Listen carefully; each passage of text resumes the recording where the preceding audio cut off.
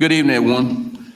Those who are in our audience, those who are watching us on Facebook or YouTube, however it is, I'd like to welcome you to our first meeting here for March the 14th. Our first action, our first item is going to be the invocation by Mr. Gentry.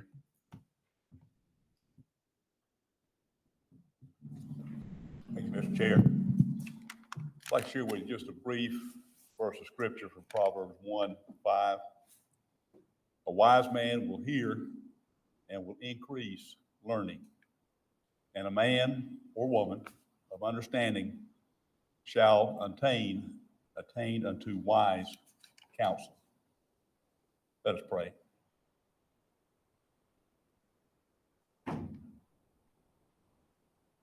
Lord, we praise you for who you are, the Almighty, wise counselor, Prince of Peace, God of love. And Lord, as we approach education, as we seek learning, we pray that we would not only obtain knowledge for knowledge's sake, but Lord, that we would apply it according to your will and your purpose for ourselves, for our homes, and for our schools. We pray that you would preside over this meeting tonight, that the words that will come will be ordained for your purpose, and that boys and girls, men and women will dwell and work together in harmony for your kingdom. Precious name of Jesus, our Lord, we pray. Amen.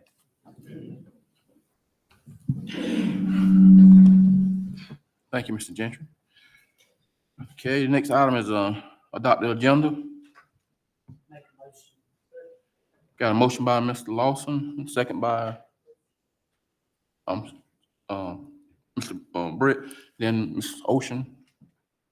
Accept the agenda. I would like to, I request that we make a motion to add 2 items to the agenda to be discussed. Okay, what we're gonna add?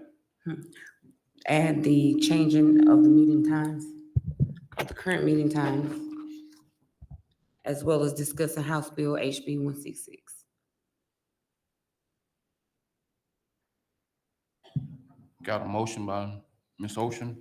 Is there a second? Can you repeat the motion?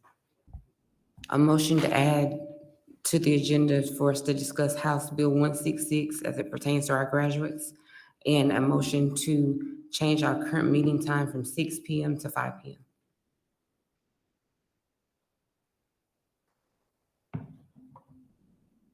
Got a motion by Ms. Ocean. Go ahead. I'm sorry, Ms. Ocean, for clarity, we got hot mics here.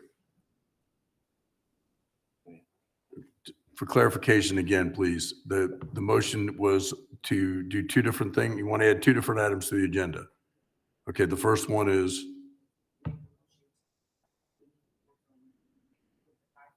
Okay, so that's a motion to add an item to the agenda to discuss changing the meeting time or for action. Okay. So that's a motion to change, to add an agenda item regarding changing the meeting time. Okay. And the second was what?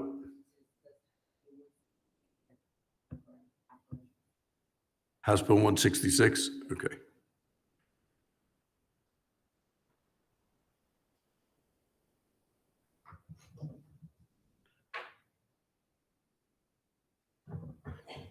Mr. Chair, if we can add those items after reschedule April 11th, so we're rescheduling our April 11th board meeting before we get the budget information. We added there, both items. Thank you.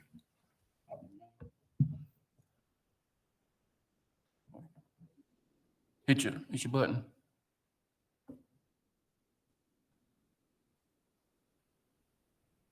There we go.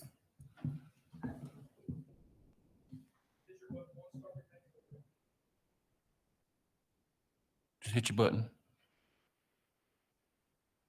Think it likes me. Okay. Got me. Are you going to vote? I'm asking the chair, are we voting on those two items at that time? You need a second to add those items to the agenda? Do you not need a second? Yeah. He's second reading for the, adopting the minutes. You need a second for hers. Okay, that's all. I just need clarification. I'll speak when we get to that item. Okay, Mr. Ocean made a request to add, meeting time change from 5 to 6 and House Bill 166 dealing with the, graduations. She made a motion. Is there a second? I second. Got a second by Mr. Gentry. That will be moved to after rescheduling, the April 11 board meeting.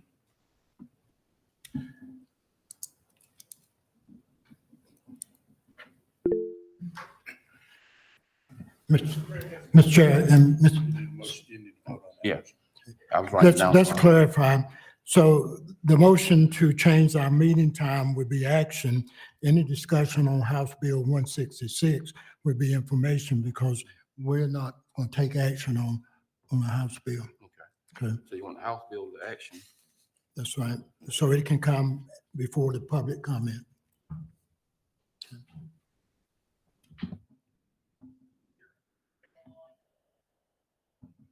Go ahead, Mr. Craig. Okay, thank you. Can you hear me? Can you hear me? Yes. Okay, just clarification. The House bill, that is something that's still in legislature. So it's been proposed, but it hadn't been acted upon yet, from what I understand. And also, just as far as the meetings, we will have to go back and look at policy because of the way I think our policy states that we are meeting at 6 and it is once a month. And we had a motion and had a second to add these items, but before they either one are added, we do need to have a vote on that.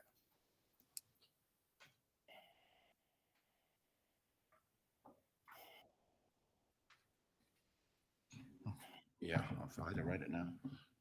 Okay, all in favor of adding the items to, the action items, and I'm sorry. Sorry. All in favor to, add the, House Bill 166 to the information item and the meeting time from 6 to 5 to, action hour. All in favor, saying aye. All opposed? The ayes have it. Next item is, approval of the minutes of open session. I'm sorry. Approve the motion to approve the agenda as been revised to add the, two items to it. Okay, we got a, first by Mr. Brewer, second by Mr. Leach. All in favor, saying aye. It's been approved. Approval of the minutes of open session. Got a motion by Mr. Gentry, second by Mr. Brewer. All in favor, saying aye. The ayes have it. First, item on the information item is the, appointment grant by Dr. Carr. Yeah, right there.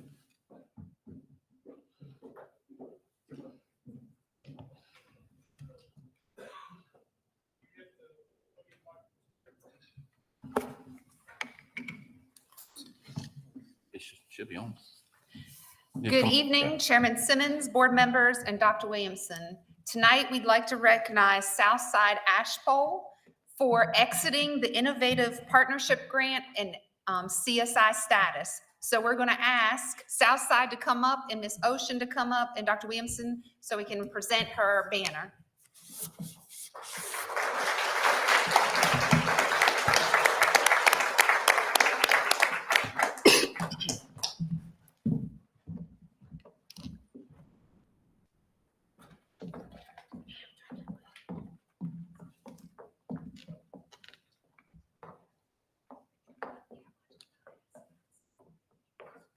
Yeah, we can turn it down.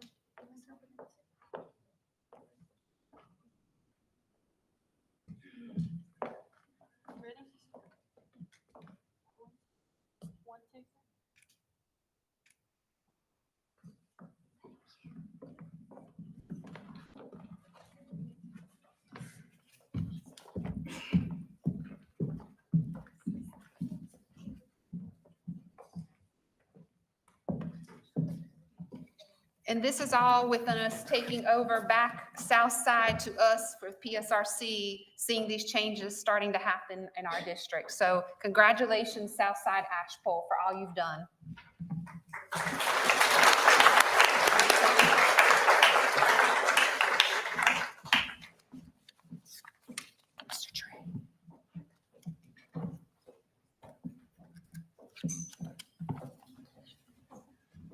So we would like to have Eugene Smith please come up.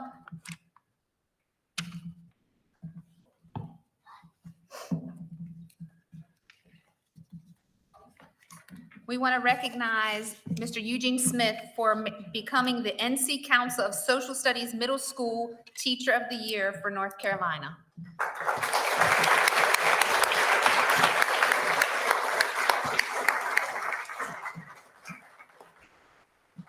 If I could, I'm not going to put him on the spot. I already told him I was going to do this. I'm going to have Mr. Hamilton come up and say a few words to Principal Littlefield. I wasn't expecting to speak, but Mr. Smith, he did his student teaching at Littlefield. He's from the community. One of my parents, great guy, and I'm proud of him. So thank you.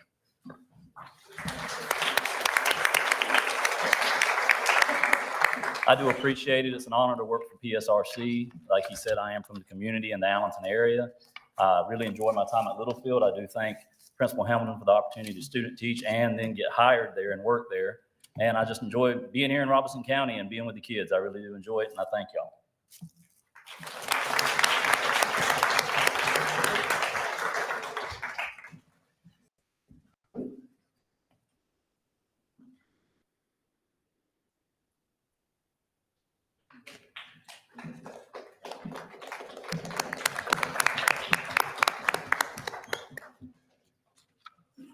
Next item is gonna be the student, excellent, Dr. Carl. This evening, the academically and intellectually gifted program of the public schools of Robeson County and the Chamber of Commerce from surrounding cities will recognize the students of excellence. 2 winners have been chosen from each high school by the Chamber of Commerce. Dr. Williamson and Chairman Simmons, please come down to assist with the presentations. And also, if all student winners will please come forward.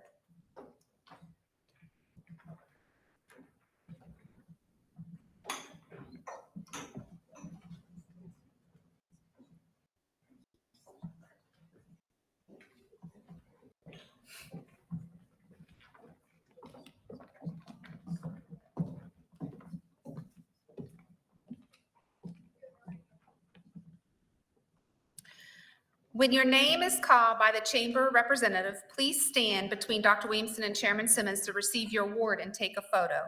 Each chamber representative, please come forward when called to give a short introduction and to introduce each student winner. We will start with the Lumberton Chamber of Commerce representative, Mr. Merrill Summers, who will now come to the podium to present the awards for Lumberton High School and Early College High School.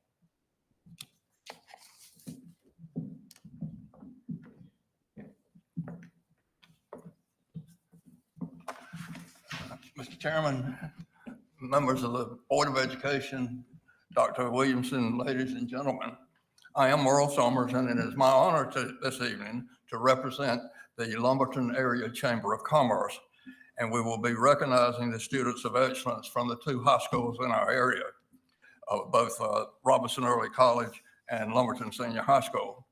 These students of excellence were determined by their accomplishments in academics and school-based co- and extracurricular activities, church and community activities, and their responses to a couple of questions related to their individual circumstances.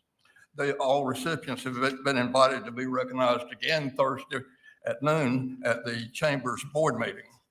I will recognize each student, provide a bit of personal information, and present each student with a plaque so that they can more vividly remember this significant accomplishments. From Robeson Early College, and this is in no particular order, by the way. And Robeson Early College, Jessica Perez Rojas.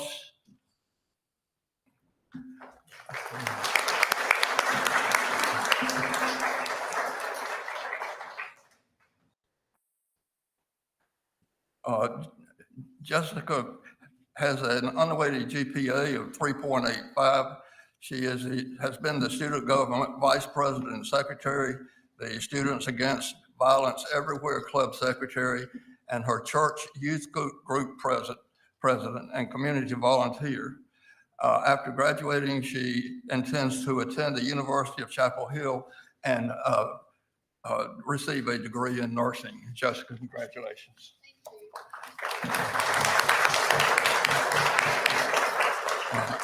Also from Robeson Early College, it's Olivia Parnell.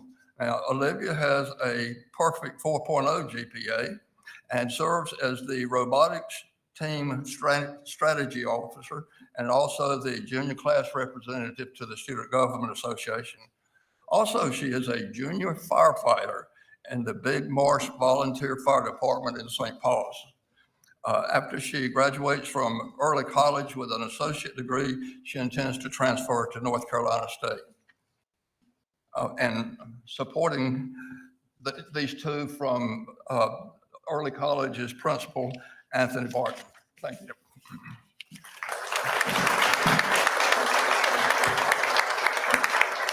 From Lumberton Senior High School, I'd like to recognize and introduce Kaylee Chavis. She also has a perfect 4.0 GPA, has been the Beta Cub president, volunteers also at the Robeson County Church and Community Center, and she is the national winner of the Ultimate Stars Dance Production for Role Model of the Year 2022-2023. She intends to attend University of Chapel Hill, University of Tennessee at Chapel Hill, and pursue a language pathology degree and also teach dance part-time. Kaylee?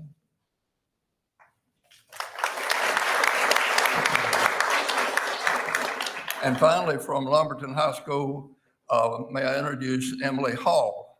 She has a perfect 4.0 GPA. She is the senior class president to the Student Government Association, the Juniorettes Service Club president, and volunteers monthly to feed the homeless at her church. She intends to pursue a nursing degree at East Carolina University. Go Pirates! Also supporting her tonight is Principal Larry Brooks from Lumberton Senior High School. Thank you.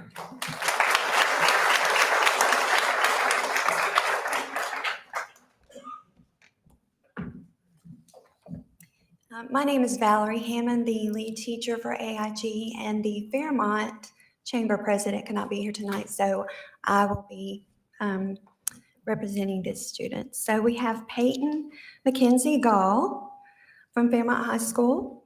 She has a GPA of 3.96. Student Government Junior Class Secretary. She's in the Beta Club, the National Honor Society, and she would like to attend East Carolina University.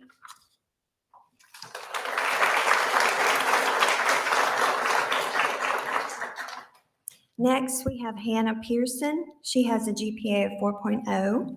She is the Beta Club President, National Honor Society Secretary, and is on the women's bowling team.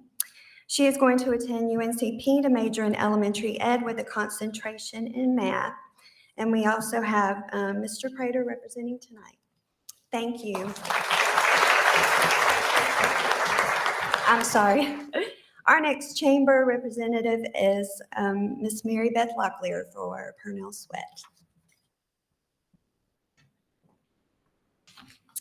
Good evening. I'm Mary Beth Locklear, and I am the Pembroke Area Chamber of Commerce Board President, and I have the honor and privilege to announce the winners for the Students of Excellence from Purnell Sweat High School. And I would like to announce Andrew Bryce Chavis. Bryce has an unweighted GPA of 3.9 and just some outstanding accomplishments. He is the Sergeant at Arms for the American Indian Science and Engineering Society Club, Public Schools Robeson County Indian Education Vision Worker, and a 2022 State Bible Drill winner of North Carolina. And he plans to attend NC State University to pursue a degree in computer engineering. Congratulations, Bryce.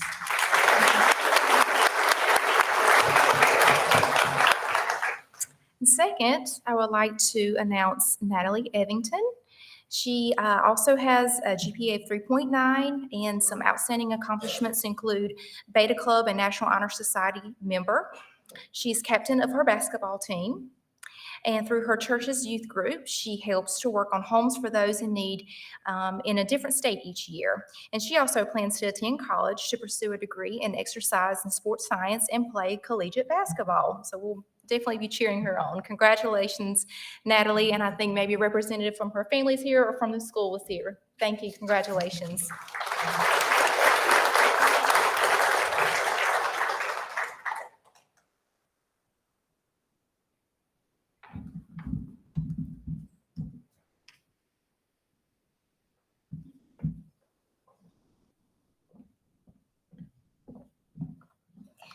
Next, we have our Red Springs representative, Ms. Wanda Douglas.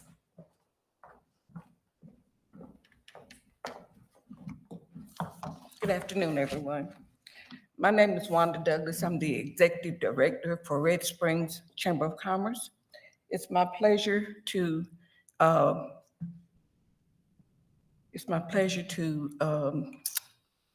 give these awards to these young lady and gentlemen that we have. Sydney Bell, she has a unweighted GPA of 3.91. She's on the varsity volleyball. She was the varsity volleyball captain.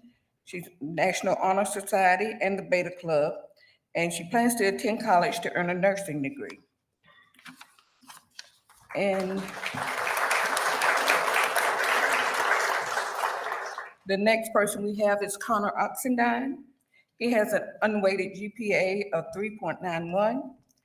He's Student Government Association representative, varsity basketball player, and Superintendent Academic Award recipient. He plans to attend UNC Chapel Hill and earn a bachelor's degree. The Principal Jamal Campbell is here to represent the students. Thank you.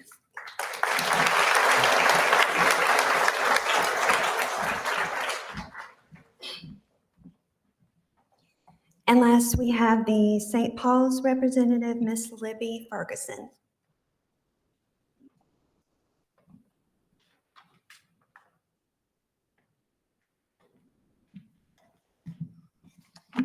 First, we have Alicia McCrimmon. Her unweighted GPA is 3.64029. Her outstanding accomplishments, making it to the 2022 Drill Nationals for the Junior ROTC, and the acceptance into the Lenore Ryan University with scholarship based on academics and school involvement. Also, she was junior class president, junior marshal, and she is the top 10% of the senior class. Her future plans is to major in mathematics and business at Lenore Ryan University. And we'd like to recognize her parents, her mother, Karen McCrimmon, and father, Stephen McCrimmon.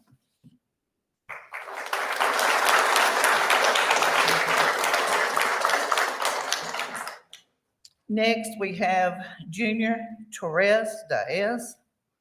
His unweighted GPA is 3.7222.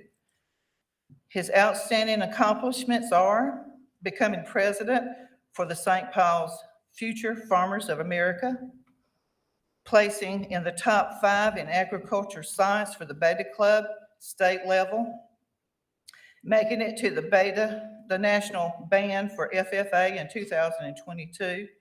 His future plans are majoring in agriculture education at NC State.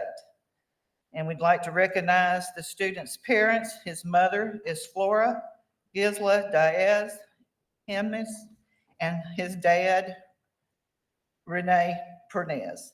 And we would also like to recognize the school representative, Mr. Jason Suggs, principal.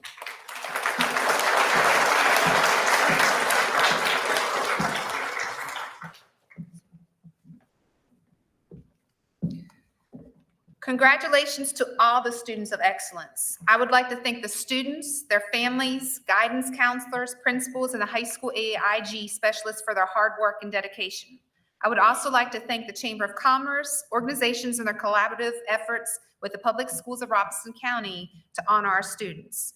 I would also ask all students of excellence, parents, principals, and school representatives and chamber representatives to meet in the blue room for pictures. Thank you for all you do. You want to sing?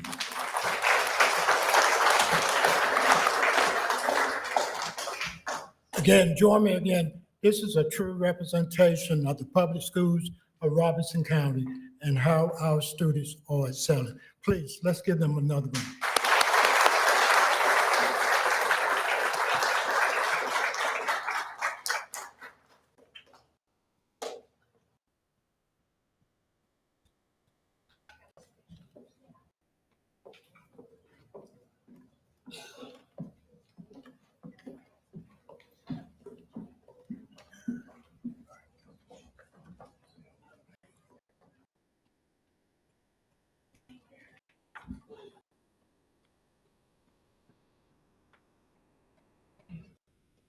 Our next item is going to be the Coaches of the Year by Mr. Glenn Patterson, County AD.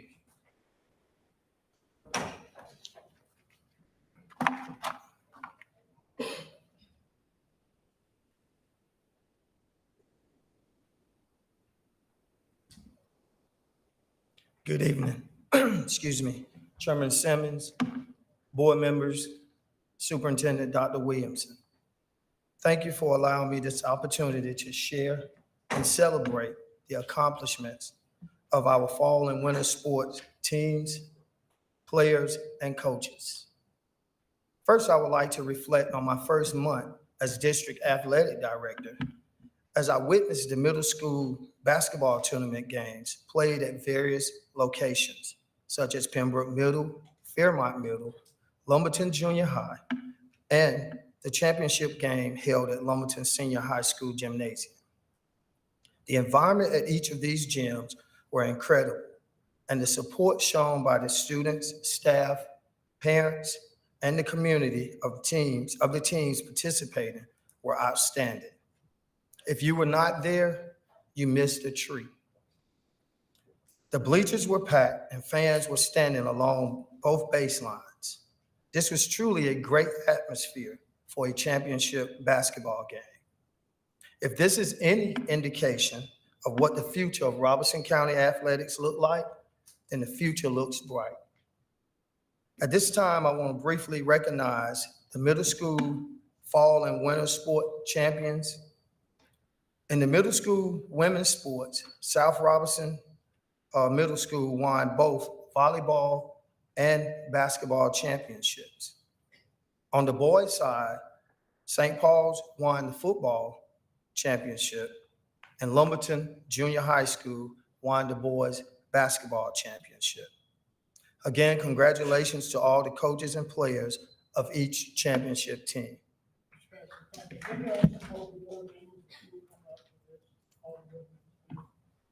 Okay.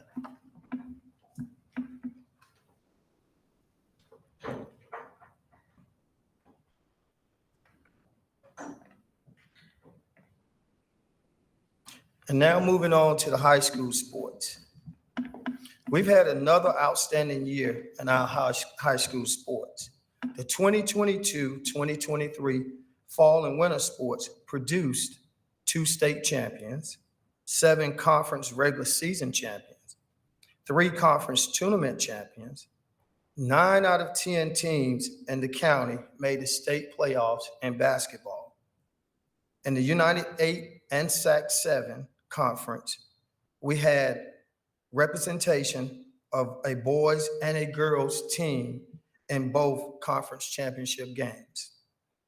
We also produced 2 all-region players, 10 all-state players, a Shrine Bowl offensive most valuable player, and a North Carolina Soccer Coach Association Region 4 Coach of the Year.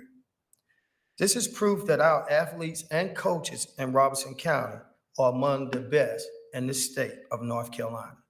Let's give them a hand.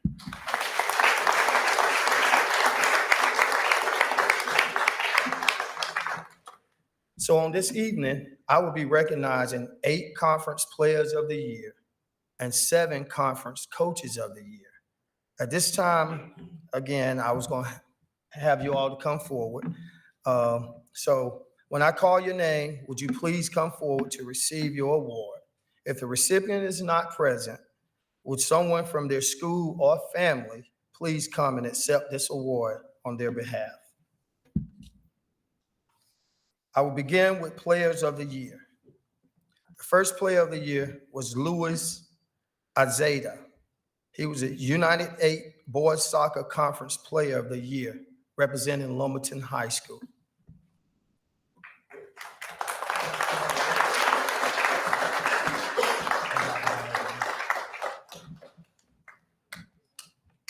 Next, we have Daniel Hunt, United 8 Boys Soccer Goalkeeper of the Year, representing Purnell Sweat High School.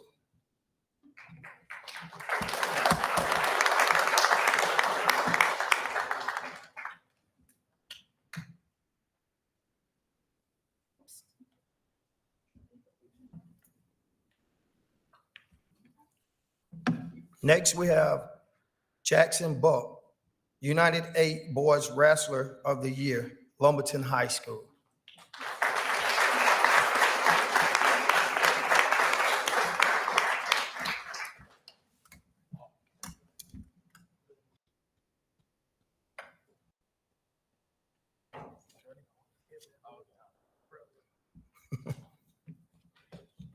Next, Teresa Kennedy, United 8 Girls Wrestler of the Year, Lumberton High School.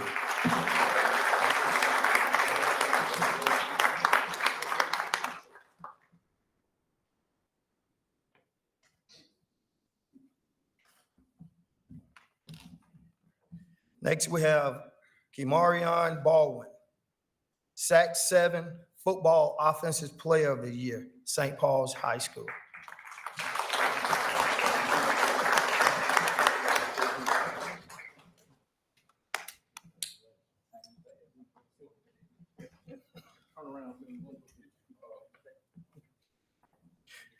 Next, we have Addison Walden, Sac 7 Women's Tennis Player of the Year, Fairmont High School.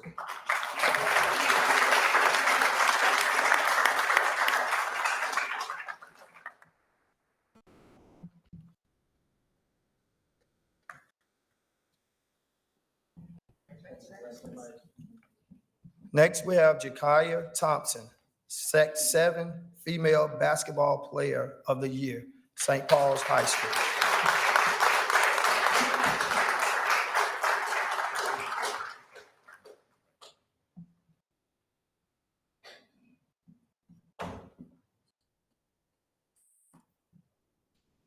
And last but certainly not least of the Players of the Year, we have Sierra Godwin, United 8 Female Bowler of the Year, Purnell Sweat High School.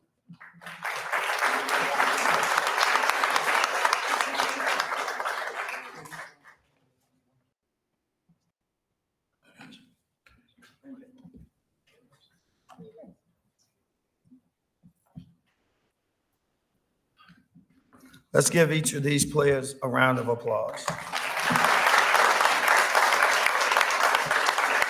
And now we'll be recognizing the Coaches of the Year.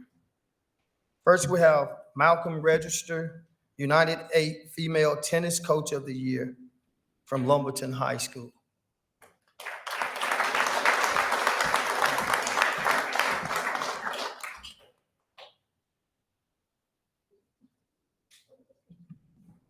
They have the game tonight, you see. Yes.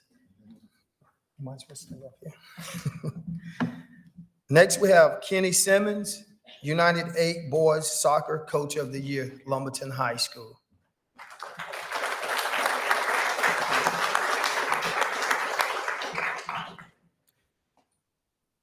Jamie Bell, United 8 Boys Wrestler Coach of the Year, Lumberton High School.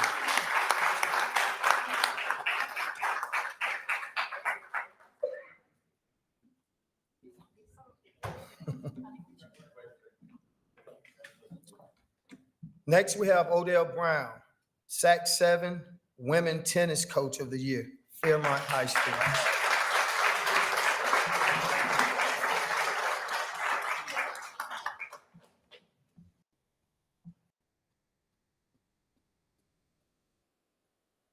Marcus Thompson, the Sac 7 Female Basketball Co-Coach of the Year, Fairmont High School.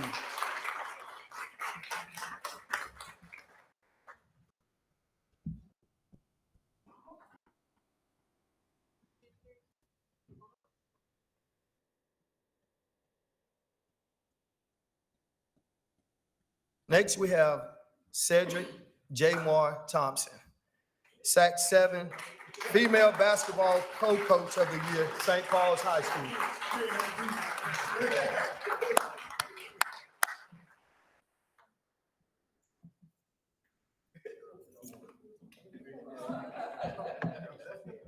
And last but certainly not least, we have Jeremy Sampson, the United 8 Males Basketball Coach of the Year, Purnell Sweat High School.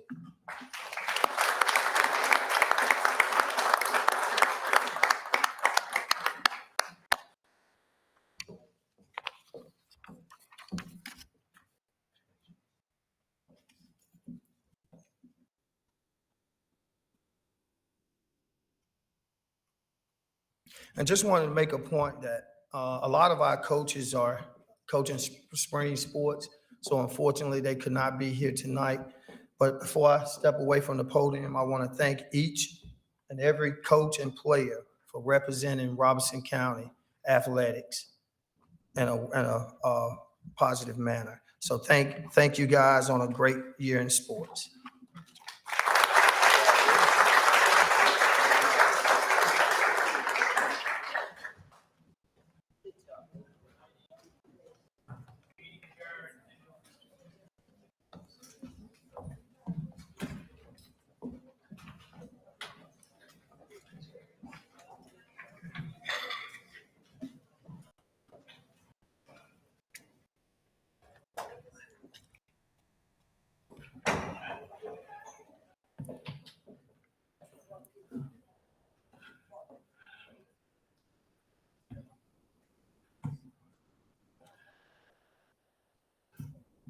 Our next item is going to be the consolidation monitor visitor results. Dr. Freeman and Mr. Philip Oxnard.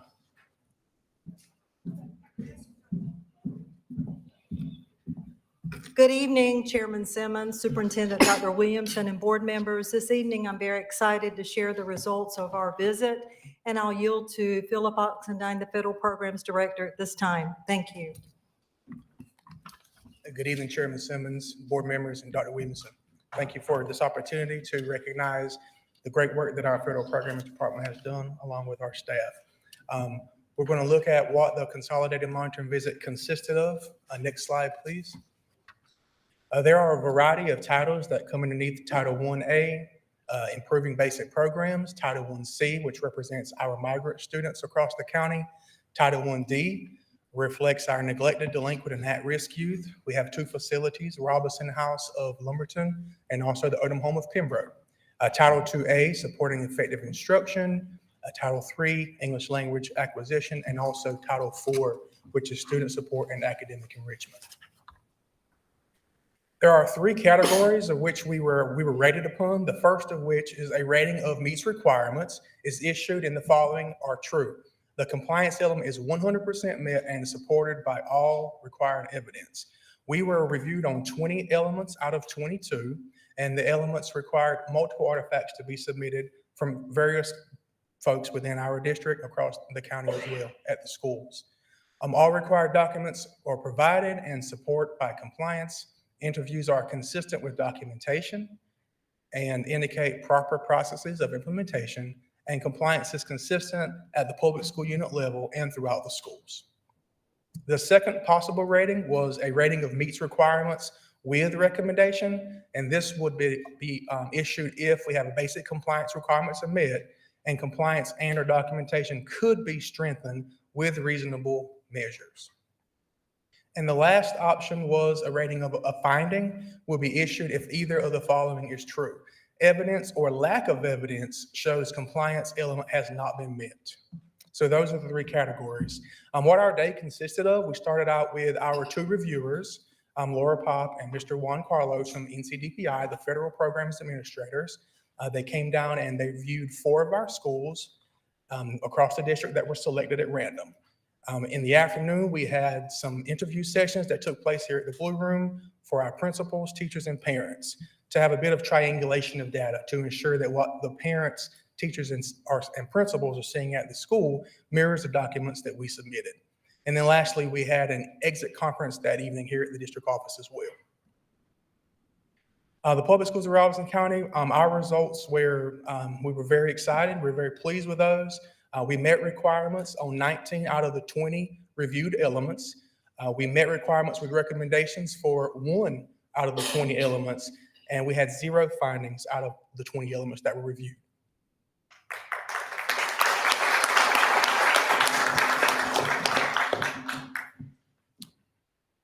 There are some highlights that were quoted from our representative, Ms. Laura Pop from NCDPI, once again, the Federal Programs Administrator, and she stated, both documentation and stakeholder interviews indicated strong evidence of actions taken by Title I schools to provide materials and training for parents to build capacity and improve student achievement. Pop went on to say, the momentum is tangible at public schools of Robeson County with their focus on data-driven instruction, positive behavior interventions and support, and differentiation. What are our next steps? Where do we go from here? We are already in a pre-planning phase for the 23-24 school year.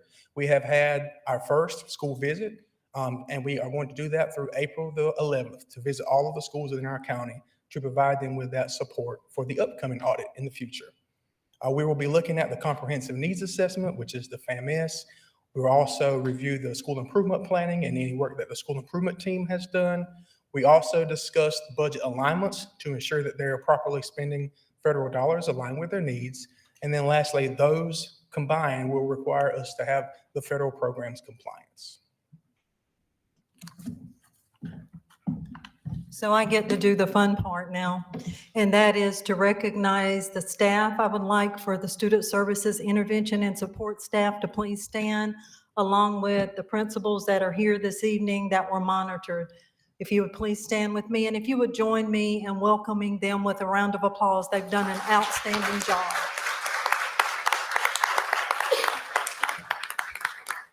And last but not least is also the support from our central office. We thank you. We were very excited to receive the results of no findings. I will tell you that I sweated many days and many nights, but I knew that we had done an outstanding job. And I just thank those who were around me every day, because I can't do this work by myself. I learned a very long time ago that a smart leader, or maybe not so smart leader sometimes, will surround him or herself with good people.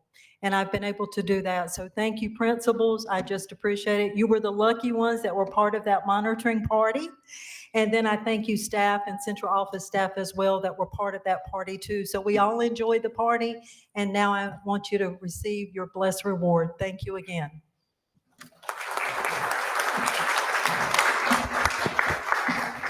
Sir, if I may, let me say to you, Ms. Freeman, leadership matters. Congratulations to you for your hours and your work. It is just outstanding. 0 findings for 20. That's outstanding. Thank you for your leadership. A question for Mr. Chair. Congratulations, Mr. Oxendine and Ms. Jennifer. This is wonderful news.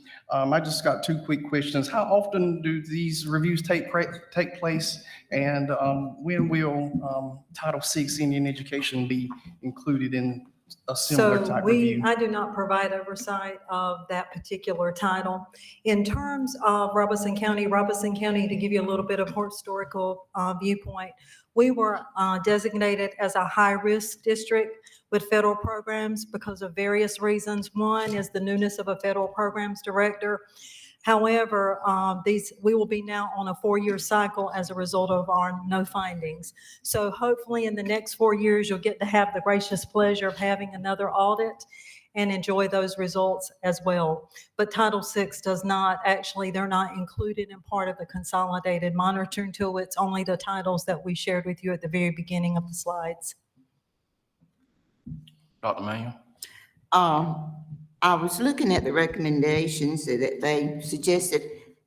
I know for a fact that schools have these recommendations. They have this material. It's probably a fact that they didn't pull it or didn't have it at their hands, because just like parent involvement, all the stuff that they do with parent involvement, and the recommendations that the state made, I'm quite sure that we have it.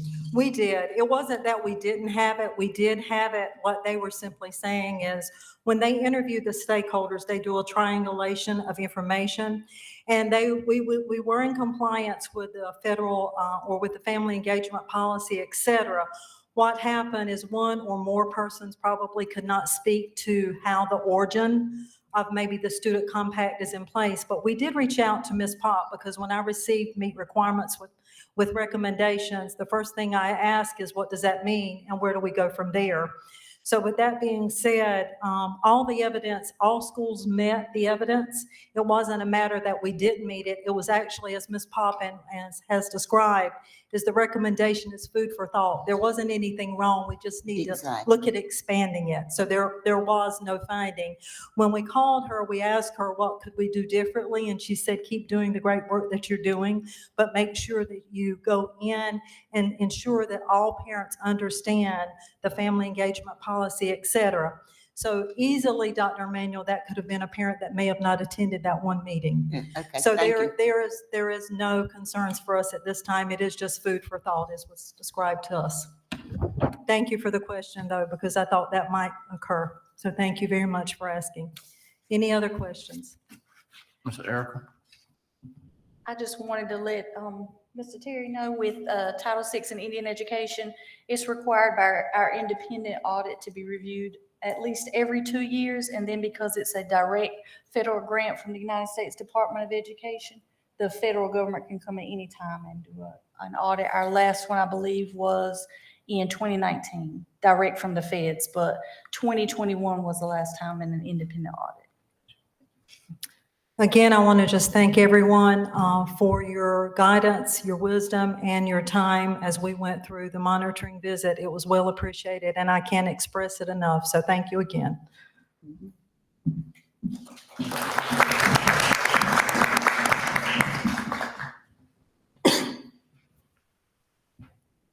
Next item is going to be House Bill 166, I'm sorry. Ms. Ocean?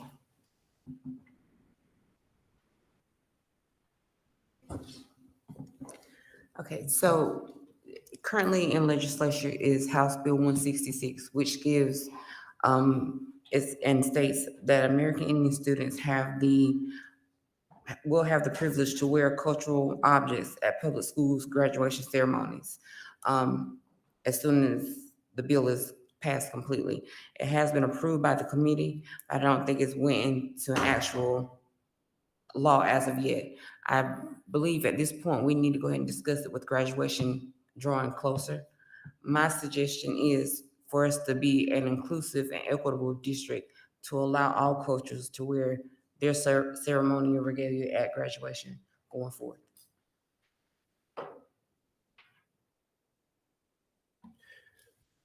My recommendation is, again, once the bill becomes law, we will make some decisions. And also, at this point, we do a lot of recognitions of the different cultures, but we would have to define what that is. Yes. Once we get to that point, and we will. So let it become law, and then we'll do some work on it. Get our attorney to help us to understand what that bill is saying and what that should look like in terms of all cultures, but certainly want to be inclusive. Mr. Gentry? Mr. Chairman, I'd like to follow up to the superintendent's comment in that the policy committee will review the suggestion at the next policy committee and make a judgment based upon all the information received.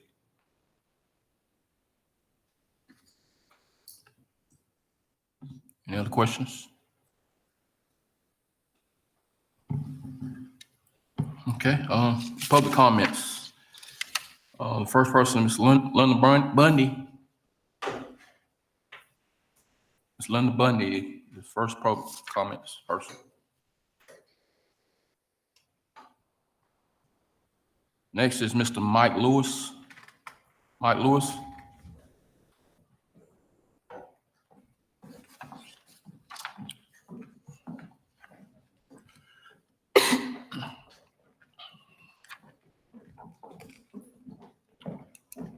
You have 3 minutes, Mr. Cole. Would you put the clock up there for 3 minutes? Good evening, everyone. I was wanting to start off with a quote by a famous fellow. Martin Luther King said, "I have a dream that my 4 little children will one day live in a nation where they will not be judged by the color of their skin, but by the content of their character." This was a powerful statement for decades, but now, surprisingly, it doesn't come up in a Google search unless you specifically type content of character in Google. Why? Because this isn't the message anymore. They want everyone so base to say everything is on color now. No school administrators or curriculum have the right to call myself or my children oppressed based on the color of their skin. This L curriculum is turning back time to where we are faced with spaces that exclude people of type of race. None of us were slaves. None of us owned slaves. I grew up with poor white people. I grew up with poor black people and poor natives. The people who made it out and were successful didn't allow themselves to be victimized. They went out and worked hard. Don't you understand how incredibly degrading it is to children to even speak about these things, let alone have teachers preach it day in and day out? Shut up, little Timmy. Your opinion doesn't matter unless you change your name to Tammy. Then how may I help you? If we don't repair the ever-increasing void between the left versus the right, it will be to our downfall. Using these children as pawns and experiments isn't the answer. It's a disaster waiting to happen. Apparently, you have no problem recruiting children to your cause because to you, it's more important that you get a +1 to your side than it is to prepare these children to live productive lives. You care more about how you think and what you believe than the safety and productivity of these children. Some of these people, these children, will buy this and grow up thinking what you want them to, but most will grow up jaded, mad, and vengeful. You can't expose these children to this and not expect both outcomes. Nothing I will say will change your mind, and I'm not here hoping it will, but my words will influence others to ensure you won't be here after the next election if this L curriculum is continued to be pushed. Our kids are our future. It's time you put the needs of everyone above your personal political beliefs. None of this belongs in a child's classroom. I grew up a poor native. I had a white football coach who told me I could do anything. I went to South Robeson. I played football with that fella right there. I'm not oppressed. That's your time. That's my time. That's your time. All right. Well, I got to say, that's your time. I voted for that fella. That's your time. We need your help to fight this, brother.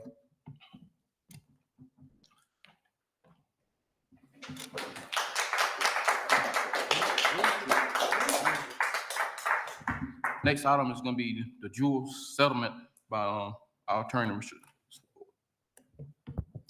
Thank you. Board members, when you agreed to become part of a class action lawsuit, you entered into an agreement, a retainer agreement with the school board with a variety of different law firms from all over the place, including Janet Ward Black in Greensboro. But also included in that group were Keldon Baghdadi of Walkup Melodia, Kelly and Schoenberger in San Francisco, and John Fisk of Barron and Budd of Los Angeles, and Phil Federico of Shokor Federico and Staten in Baltimore. The Federico group, Phil Federico, and the public entity legal department of one of those firms, Shokor Federico and Staten, have moved their practice to another Baltimore law firm, now named Bear, Mandelis, Brockstedt, Federico, and Cardia, LLC. What we need tonight is for the board to approve its consent to the transition from the Shokor firm to the Baird firm. And so what I need is the board to approve a revised retainer agreement on behalf of the Board of Education that reflects that change in representation. The retainer agreement is identical to the initial retainer agreement, only the names of the firms are changed. So your other legal counsel who signed on to that agreement all consent to and support that substitution of counsel, and I would recommend your approval of it as well. So what we need is for the board to approve the new retainer agreement and the directive for continuing representation as described.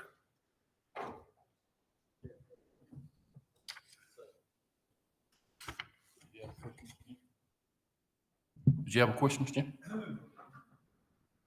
Hold on. Okay. And I don't want to assume anything, and you've laid it out, Mr. Schwartz. But sometimes conditions and requirements do change. So if everything is identical in that respect, then I'm good. The only thing that's changed are the names of the firms, then the attorneys involved. And it's only one of the 4 different law firms that are involved. Mr. Brew? Mr. Chair, I think Dr. Emmanuel made the motion, I made the second. Okay, got a motion by Dr. Manuel, second by Mr. Brewer. All in favor, saying aye. All opposed? Motion passed. Next item is the North Carolina DOT assessment bus garage. Mr. Richard. We have an offer from the North Carolina Department of Transportation.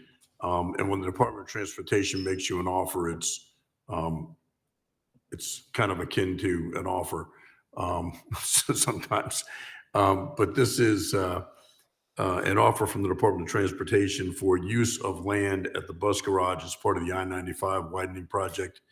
And the offer is for $11,250. That's based on an appraisal that they have for rental of land for a temporary drainage easement and use of the land that current easement's on for a dual utility easement and for drive entrances that will be compromised during construction. The offer includes putting everything back the way it was before construction and paving for the drive entrances once they're done with their work. So there's no acquisition of any land. It's just that they need to use the land for creating a drainage easement and use the utility easement while they're doing construction. And then they're going to put everything back the way it was and better with the paving. So the offer before you is $11,250. It's based on an appraisal that I've looked at. It looks perfectly fine as the appraisal comparing the use of the land before and after administration, and I would recommend your approval. Chair, if I may ask a question. Bobby, it's in front of the Transportation Department, and so it will not interfere with transportation buses entering, exiting, all of that. Is that correct? Chairman Simmons, Superintendent Williamson, board members. Yes, that is correct. When I initially met with the group, they informed me that while the work is going on, if they need to close an entrance, they will only close one entrance at a time. They cannot deny us access to the property.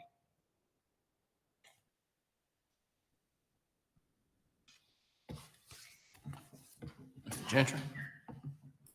Will Public Schools Roberts County have a knowledgeable representative working with Department of Transportation to ensure that everything does in fact go back like it was originally?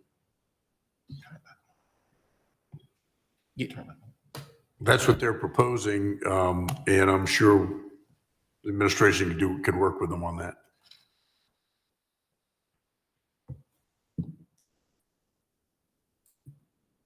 Any other question? Need somebody to make a motion to approve it. Got a motion to approve it. Non-county appointment easement by Mr. Leach. Second by Mr. Gentry. You got a question?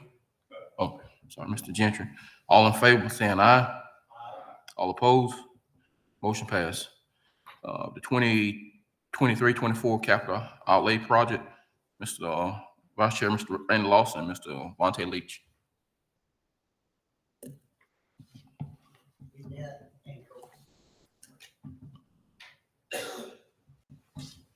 We met on 2/28/23, correct me if I'm wrong. Is that the date that we met, Mr. Bobby? Okay. And the Finance and Construction Committees met, went over this, listened to it, Miss Erica, and we're gonna propose and bring a motion to the board as to accept the proposals. But in that, there's some questions, so you can, for discussion. Mr. Leach? Yes, and is the discussion about the, they were gonna bring us some more information about the Purnell Sweat tennis courts, and can you update us? Can you update us on that?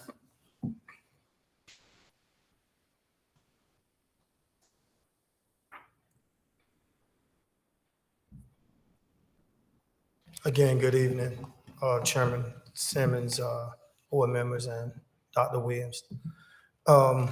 We met a couple of weeks ago at Purnell Sweat, and talking with the contractors, we were going to wait until the soil, we were going to allow the sun to dry up the soil, and we was going to wait and then try to go back in and see if the soil was ready to build the tennis courts on. Right now, it's a lot of water, so the grounds are wet and soggy.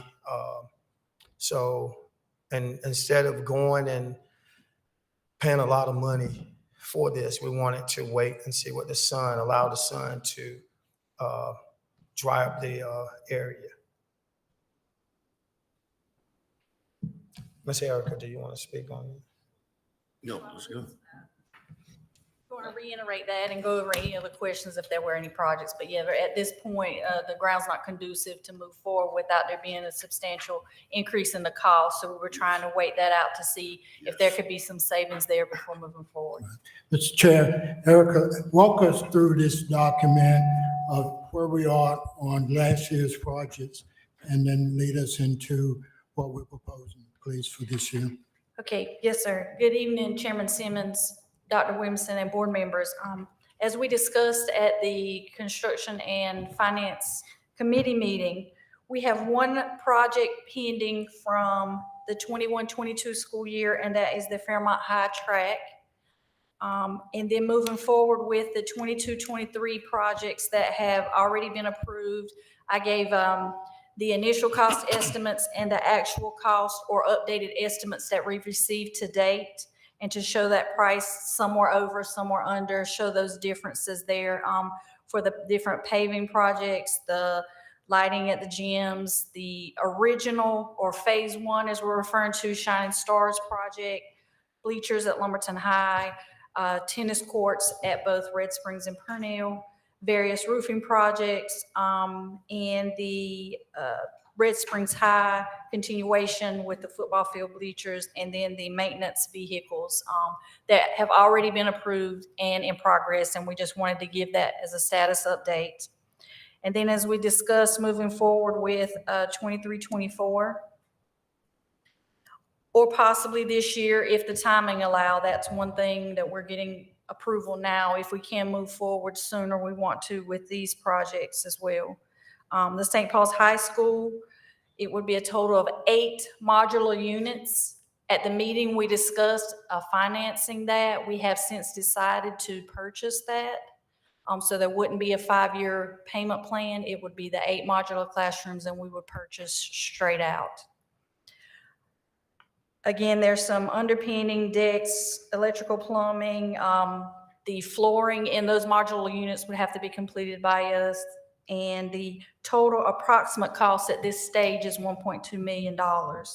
And we wanted to get approval from the board before we move forward with the next phase in meeting with the town of St. Paul's with that project. Mr. Chairman, if I ask for clarification, so it is not 8 individual units. Help me, Bobby. It is actually, we're building a new wing there through that modular setup, correct?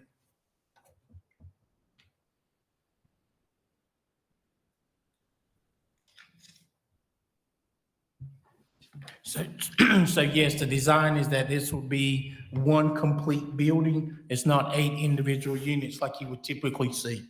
Well, with an enclosed bathroom, metal deck, canopy coming out to the building, water fountain, everything's gonna be all inside the one contained unit. Was that gonna be in the front or the back? The proposed location right now, if you're standing directly in front of the gym, it would be to the left of the gym on the edge of the parking lot that way. So we would have to consume a little bit of the parking lot, but not enough that would make a big difference.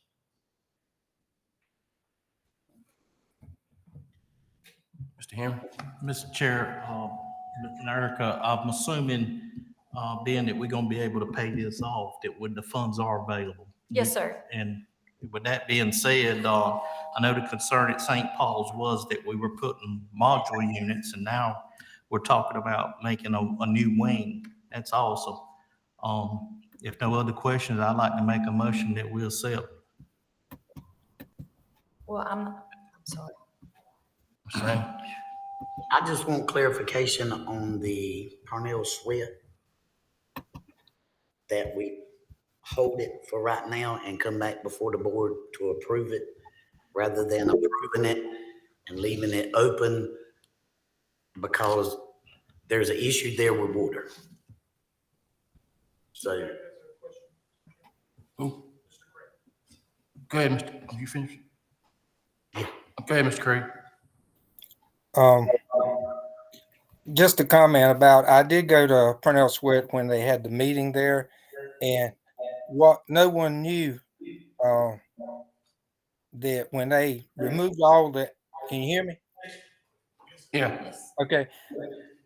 All the tennis courts have been removed at Sweat, and when they were removed, that's when they found the water issue. And there was 4 or 5 options given. And I think the least expensive was to try to get this land to dry out and then do some mixing of different things as far as giving a base there. And that's where the process was at the last meeting I was up there, which has probably been now 3 or 4 weeks ago. It's something that nobody knew of until all the asphalt and the courts was taken up. And now this is a situation you have. But there now, there's no tennis courts. There's nothing but just a pile of dirt. And the method or the thought process was, and the guy that was there that day, as far as the contractor, said, I'm sure we can dry it out and can get it taken care of, but it was going to be more expensive because you didn't know this until you found it out after digging up. And that's one of the reasons the courts there have cracked in the past, because of water getting up under them. And their method was to go there with a procedure and solidify that so that water wouldn't be coming back up. But that's just to give you some more information of what's going on there. Bobby? If I can add to it, what the contractor stated that day, there's already a level of rocks that are on that particular, where the tennis courts are gonna be. He is going to, when the land dries, what his proposal is to go and mix those rocks into the dirt that's already there. So he would just continue that process of flipping the dirt until it became dry enough to go in and get his equipment on. That is the issue with the tennis courts now. It's not that the piece of property can't hold the courts. It's getting the machinery on the property in order to lay the asphalt and then come back with the courts on top of it. There are a couple of spots in there where he said he would have to put some rocks. But other than that, he is thinking if we have a dry summer and he continues to turn that property, then the property itself will dry out. He is in the process of giving us a proposal with a dollar amount tied to it that says, I can do this work not to exceed this dollar amount. So at this point, nothing should have happened at Purnell Sweat because we haven't gotten that proposal yet. And if I'm not mistaken, and please, I think his dollar amount was somewhere in the $30,000, $40,000 range is what he shared with us that particular day. That's correct, Mr. Bobby. That's in addition to the original, right? That's correct. To- That's correct. Mr. Gentry? I have two questions. One regarding the Red Springs High School tennis courts, which are still in the design stage. Am I correct in thinking that regardless of what happens with the design in the future, that they will comply with what has been budgeted for the tennis courts, will not exceed? Well, it depends. The issue right now with Red Springs, and y'all correct me if I'm wrong, we were looking at possibly placing it at the complex, but I believe that's been ruled out. There is not enough room at the complex. So that was initially, we were going back and forth about whether to keep it at the existing site or relocate it to the new complex. But that's been ruled out. There's not enough room at the complex. So then we have to go back to see the options available at the existing site. Judging how Purnell Sweat came in, you see the difference there. That the Red Springs hasn't been put out for bid. It is possible it could exceed that total. Yes. And if we're going to add additional courts, I think right now we have 3. Yes. I don't think there's room at the school to do any more than 3 either. So that's got to be a larger conversation before we come back with final numbers. But I would gauge that it would be higher than the estimate listed in the document. And Mr. Chair, I have one other question, if I may. Yeah. Kitchen renovations at Shining Stars. That was going to be next on I'm going to talk about those next. I'll let you talk about it, then if I have that question, I'll come back. Yes, sir. Anybody else? John, my only comment, Mr. Craig, you were at that meeting, but I just don't want to give a person a blank check to keep continuing. So I'm in support of the tennis courts. That's not the question. My thing is done been 40 more thousand. And he says the part of what you said was he believed he could do it for 30 or 40,000. You know, I'm just saying it might turn out to be 60,000. So then, I mean, does that mean we come back before the board and get the other 20 or let him, or 80 or 100, or that's my question. That's why I'm saying to pull it right now till you can get some things on paper. Okay, I think I'm back. Mr. Randy, to answer your question, this the one guy that says he could do it for that 30 is the guy that's actually, I think Mr. Bobby helped me out, had the contract to build the tennis courts. And that's who was saying he could come back and turn it over and get this done. There was another guy up there that day, he was way out in left field as far as the numbers he was talking, and we just really didn't even take into consideration what he was saying because he had a whole nother idea about doing this. But now something will have to be done there before you can just pour an asphalt or a tennis court down. You're going to have to do something in order to make it feasible that you're not going to be back in 5 years having to replace a court again because it's got cracking. Right, and that's what I'm saying, that we need to work it out. And I mean, if they need to take soil samples or whatever they need to do, because Mr. Robbie was saying that it's wet. But my thing is, I don't want to run into a problem like we did at Red Springs and turn around, or St. Paul's or wherever it was at. That's why, yeah, that's why this fellow was up there. I think they did some boring, and I'm not sure, Mr. Bobby, you can help me out, if they were going to go ahead and try to do some turning over, or they were going to wait and hear from us before they did anything. So again, what he shared with us that day is that he would give us a proposal, again, Okay. with an attached dollar amount to say, I would do this work not to exceed X dollar amount. That's correct. So, Mr. Lawson, to your question, we'll bring that proposal before the board. Okay. Yeah, he'll give us a proposal and we go from there. Right, but that 30 to 40 is above and beyond what's on the paper here. Am I correct? That's correct. Okay, all right. Mm-hmm. I'm good with it. Well, my motion to the board is from finance and construction that we move forward with the proposed capital outlay projects that's been updated that Ms. Erica has spoke about. Got a motion by Mr. Lawson to approve the capital outlay project, second by Mr. Brewer. All in favor by saying aye? Aye. All opposed? Motion approved.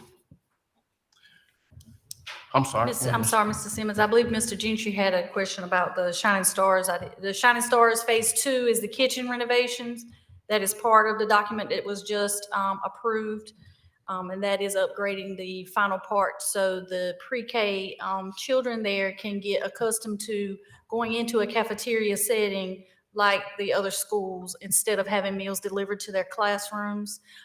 Especially with the expansion, we were having some issues making sure the food met all the requirements, with temperature, time from being completed to each classroom, with they're only having one staff member. So that's the idea behind the Phase 2 and the kitchen renovations. So the kids would go to a cafeteria setting.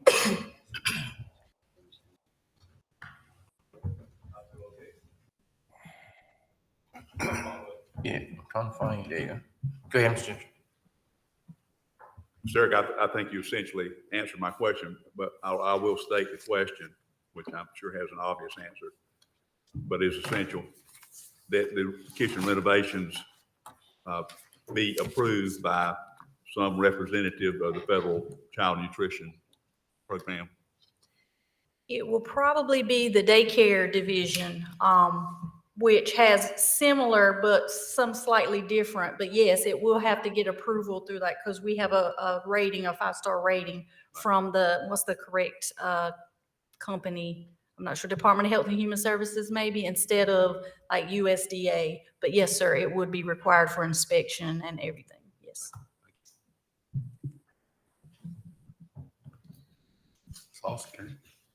I'd like to also make a motion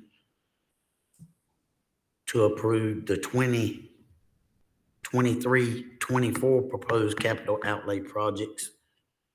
And that would include the St. Paul's project also.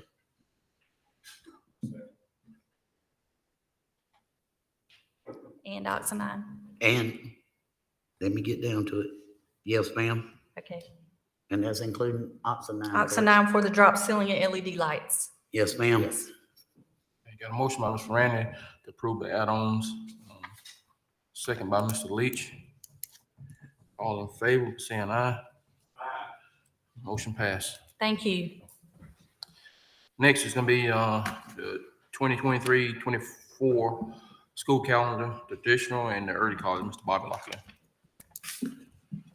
Good evening, Chairman Simmons, Superintendent Williamson, board members, in your packet, you have a draft version of both calendars for the traditional calendar and our early college. And at the present time, both of these calendars meet the current legislation of having 1,025 hours, not starting prior to August 26th, and ending by June 11th. We actually exceed the 1,025 hours, so if for some reason we do have some inclement weather, that we do have what we call bank time. One thing that the calendar committee worked really hard on in creating this calendar, if you're able to look at it, is we do have a day, students have a day off at least one per month. So we know that's going to be beneficial just to have that mental break throughout the school year.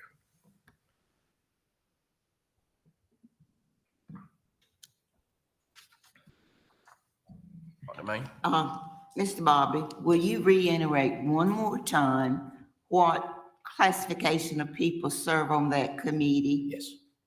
So the calendar committee is always made up as a selection of principals. We alternate every year between having 2 elementary or 2 middle, depending upon, and again, I think there were two middle school principals this year and a high school principal. We have staff out of the curriculum department, student support services, HR, and finance. We also invite Teacher of the Year over as part of that committee as well. Thank you.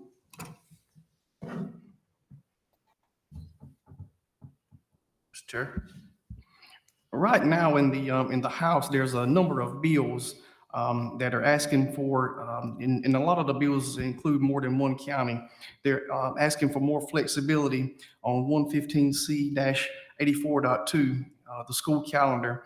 And I think that we should jump on this as well. If we could join in on one of these, or actually petition the House on our own, because I really feel like we should work to try to end the 9 weeks before the Christmas break, because I mean, in all actuality, if taking exams after the break, after you come back, made a whole lot of sense, it seems like universities would do it as well.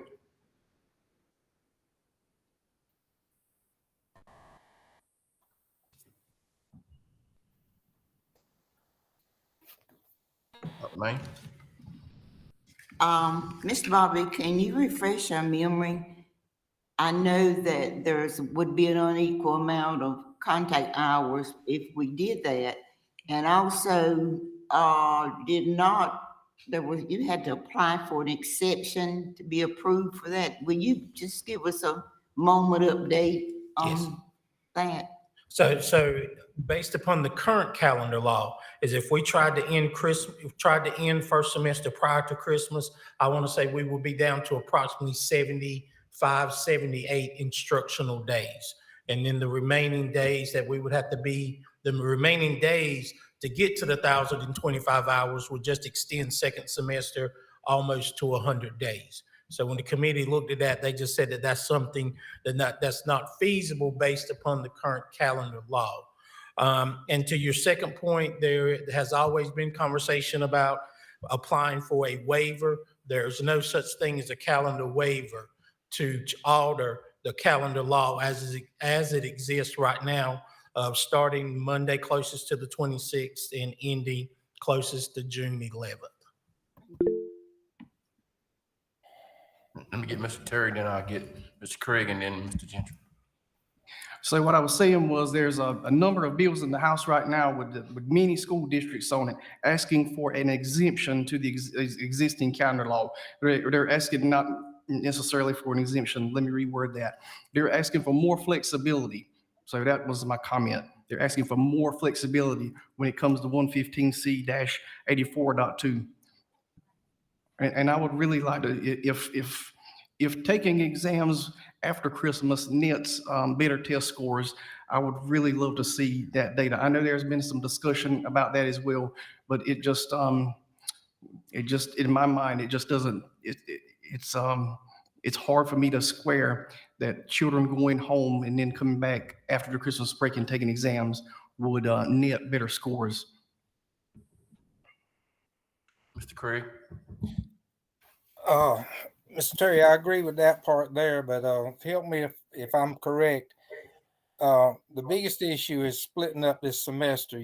With us right now, we're roughly with 75, 80 days or 90 days in each semester. And I think a few years ago, didn't we try where we went with like the first semester with 75 or so days, and the second semester had that extra amount of days. And when they did it, our test scores that fall were not that good. Help me out, Mr. Bobby, if we did try that one year.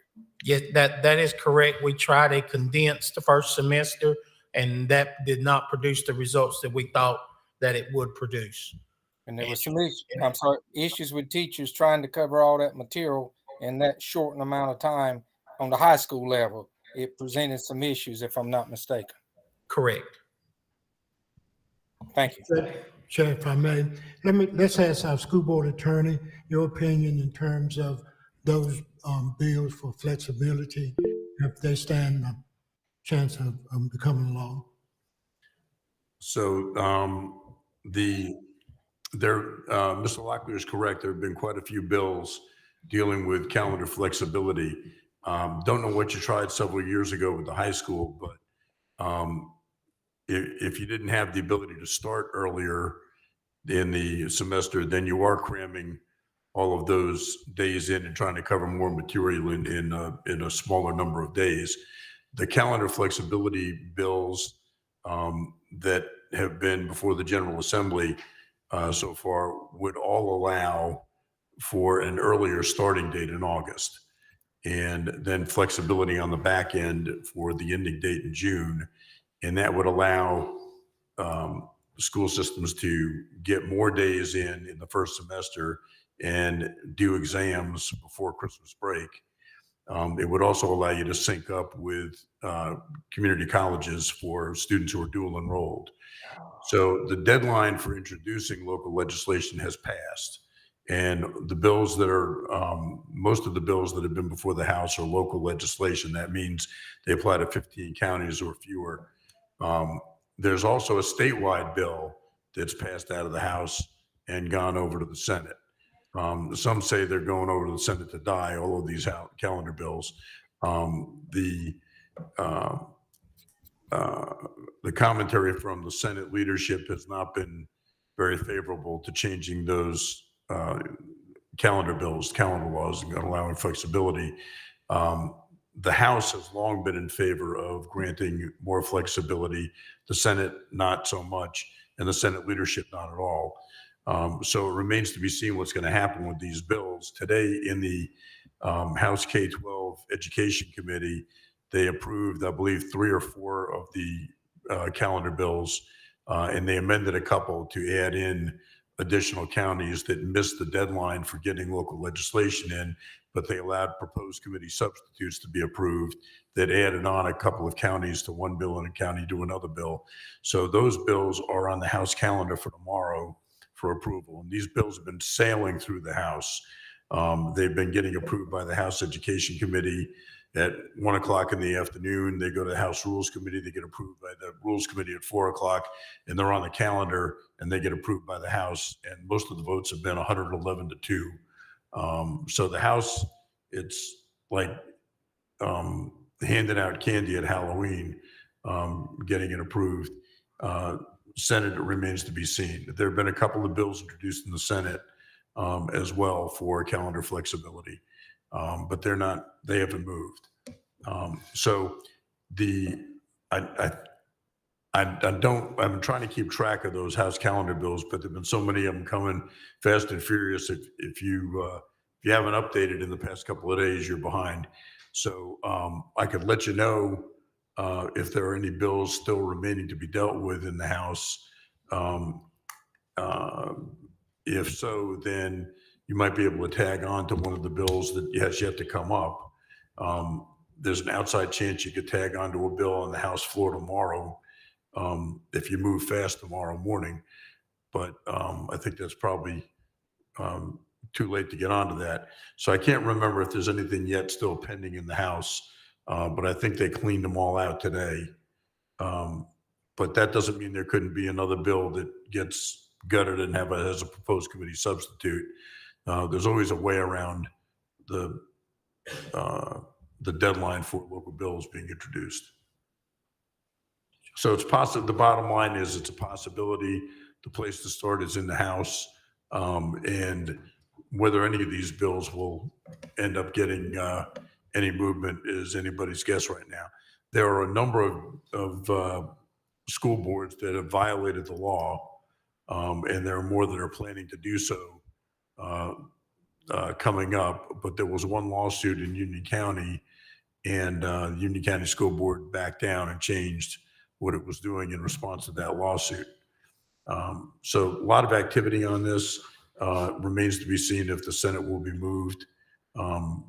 And the place to go if you want to get something done is the House to start. And if you decide to go that way, I could certainly help you.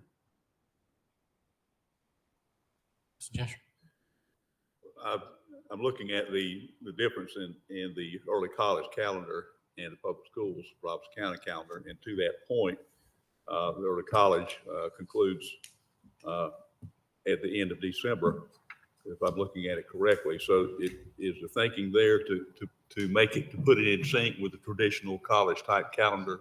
Am I correct in that thinking? The early college has calendar flexibility that allows them to align with the community college.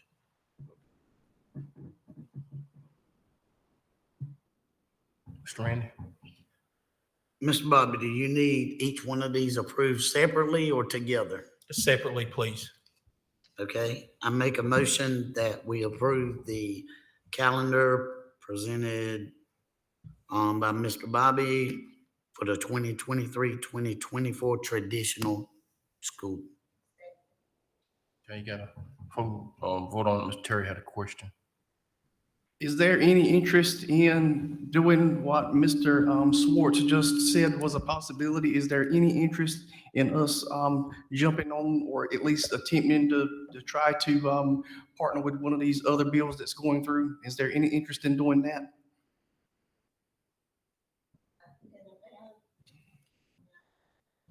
Dr. Mann? Oh. There we go. As for me, I'm speaking about the curriculum. I think it's too late in the year that we missed the boat. But I do believe, now Bobby, you correct me, there is a no later starting date in one of these laws, isn't there? Yeah. Yes, right now we can start no earlier than August 26th. And you see that, I think that we're too far down the road to even think about it this year, Mr. Terry, for the upcoming school next session. That's my opinion. I don't have an interest at this point changing it. Down the road, would it be ideal? Yes.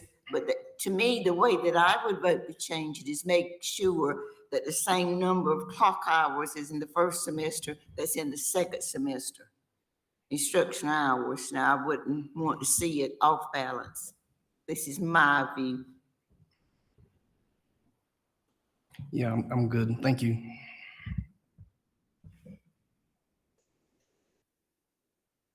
Okay, question?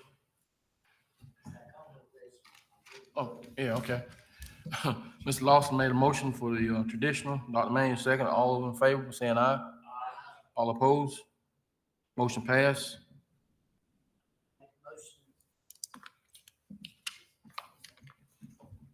I make a motion that we approve the 2023-2024 school calendar for early college presented by Mr. Bobby.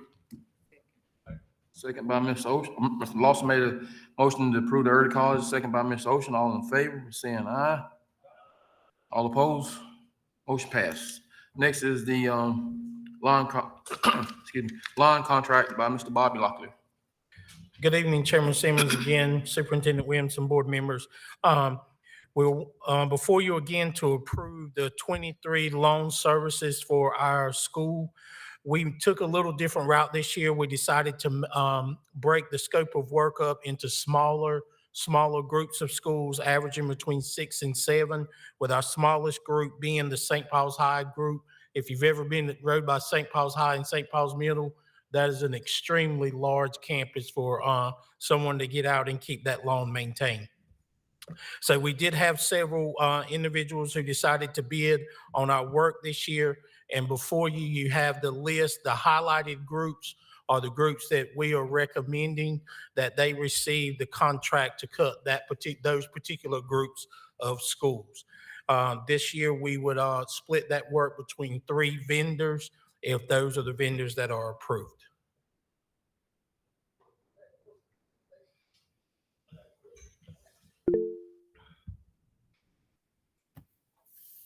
Get your mic down. Mr. Sleech? Oh, no, I got a question. I remember last year, there was such difference between the schools. If you go by and look at the schools, there's so much difference in the yard, the way they were kept. I don't think there was a lot of oversight when we got these guys last year. Or did somebody's gonna go and go by these schools? Because when I ride by them, some school yards look nice and manicured, pedicured. Some look like they haven't been there weeks and stuff. I'm just being honest.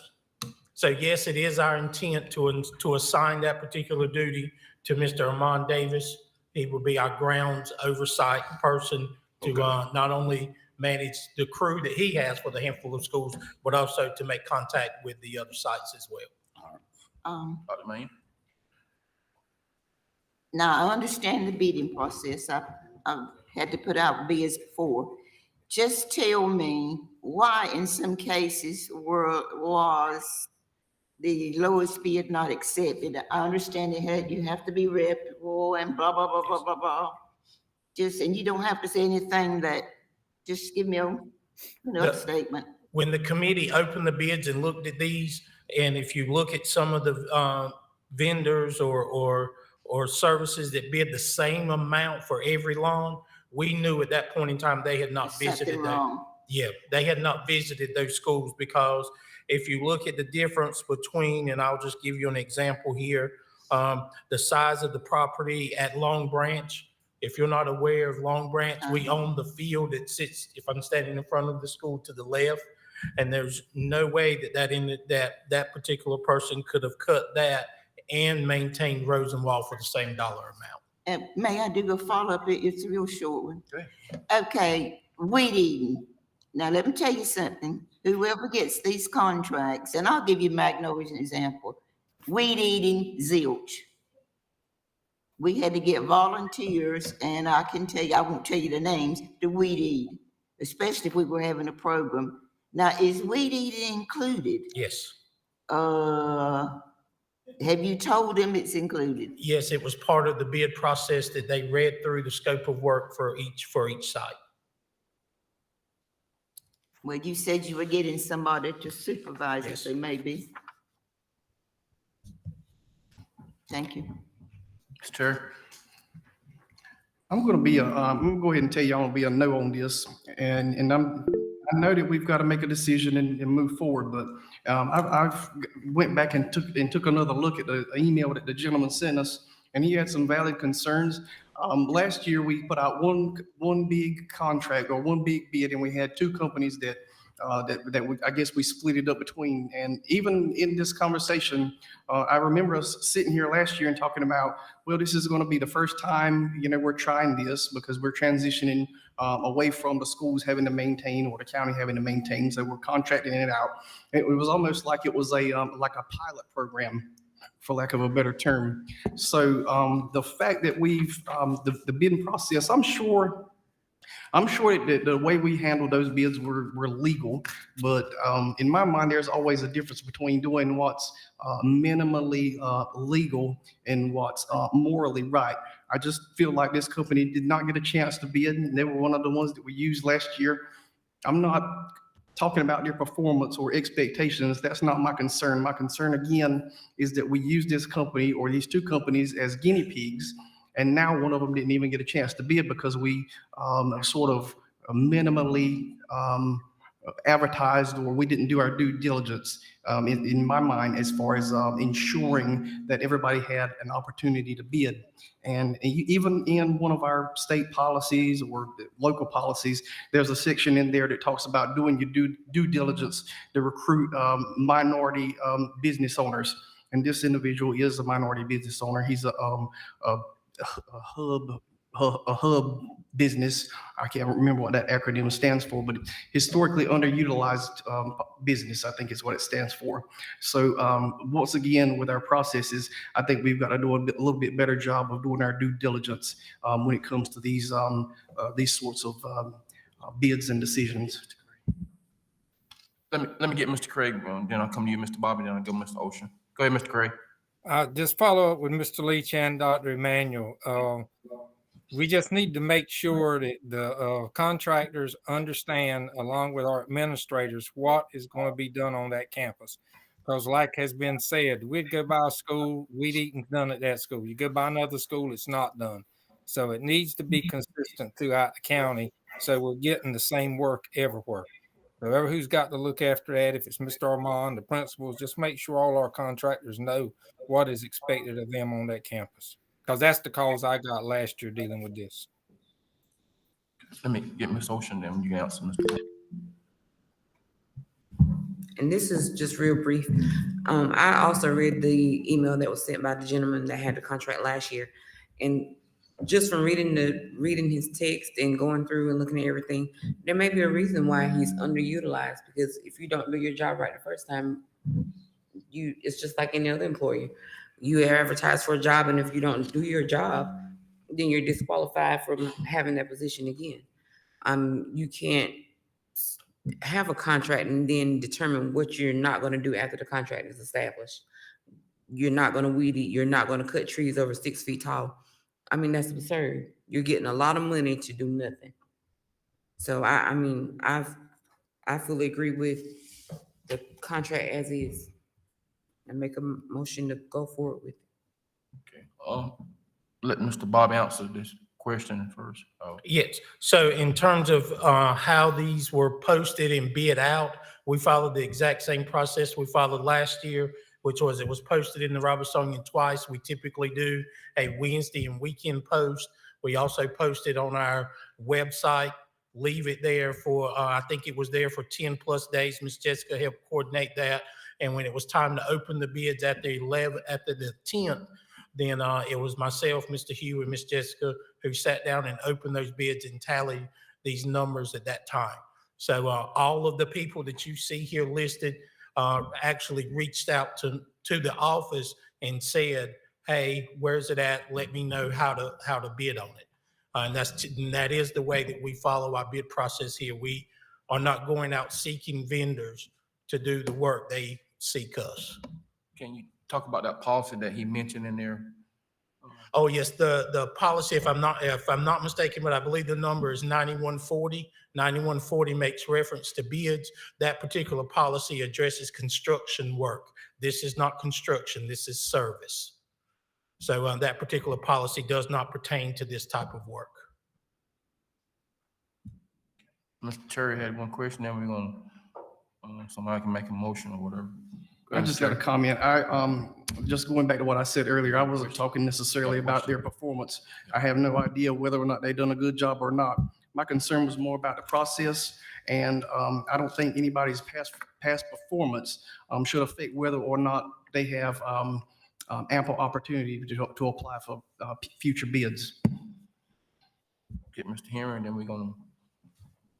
Mr. Bobby, the biggest complaint I heard too was the fact whenever these contractors come in and they say they move picnic tables or whatever, they cut the grass, they don't put them back in place, then a principal ends up having to get staff members and custodian help to come out and move those and put them back in place. So, you know, there should be some written procedure for our contractors that they're required to do that. And we will address that once we once these individuals are approved, we will call them in and walk through all of the contracts. And my expectation too is to walk with these individuals at the campuses so they thoroughly understand what the expectation is at each place. Help me, Mr. Bobby. I know this activity and these contracts, the soliciting of loan services is new, obviously. We currently do not address that in policy, do we? Not loan, this is a service. So, Ms. Erica, that we would have a policy for service, right?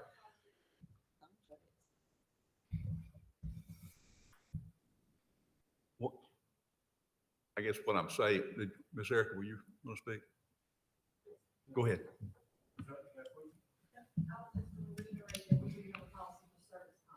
Oh, okay.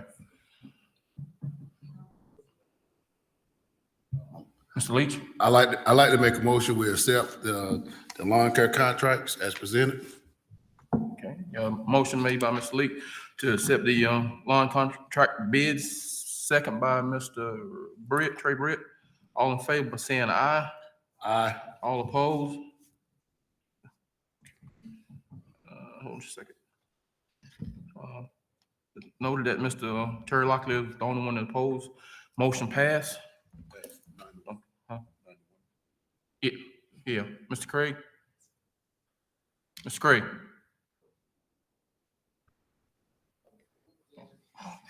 Yeah. All right. Next item is gonna be the, by Dr. Whitney Carr. She'll be doing the physical education contract, the summer school, summer enrichment camp, and also the summer testing plan, I'm sorry. Chairman Simmons, board members, and Dr. Williamson, you have in front of you the adapted physical education contract. This contract allows us to contract with this company to provide evaluations for adapted physical education for each student that's needed based on the evaluations.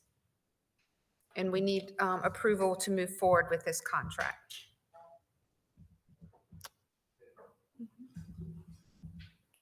Good, Dr. May. I was going to make a motion to approve, but I think Mr. Terry had his hand up. I'm sorry. Mr. Terry?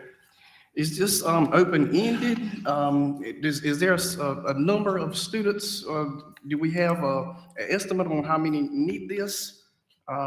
Because it has, in section B here, at the very end, it says one student. So those are the services for one student, but right now this is saying that for every student that we may need, if it comes out of an IEP meeting, saying that this evaluation is needed, that it'd be $1,600. Do we have any idea how many students we're talking about? Right now, we only have one student that has recently needed services. So at this time, How was that determination made? Was it made the at the school? IEP team makes that decision. Okay. Is this a Band-Aid or is this a permanent solution? Is this a Band-Aid for one situation? Or what if something comes up again 2 months from now, next year? So at this time, we do not have anybody certified to do adapted physical education evaluations. That's one process that we are working on, is to, we're working with the state right now to find out how we can get somebody trained in our district to do it ourselves. So that's part of the process that we've been meeting as a team to find out exactly the process so that we do not have to use outside services for this any longer.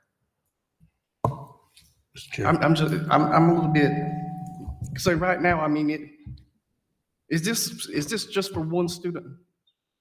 No, this is here so that if it comes up for a student, that we have somebody in place that can provide adapted PE evaluations. Right now, we have one student that has adapted PE, but we don't have anybody that, we have one that needs evaluated at this time, if that's what you're asking, yes. One that's coming up. Oh.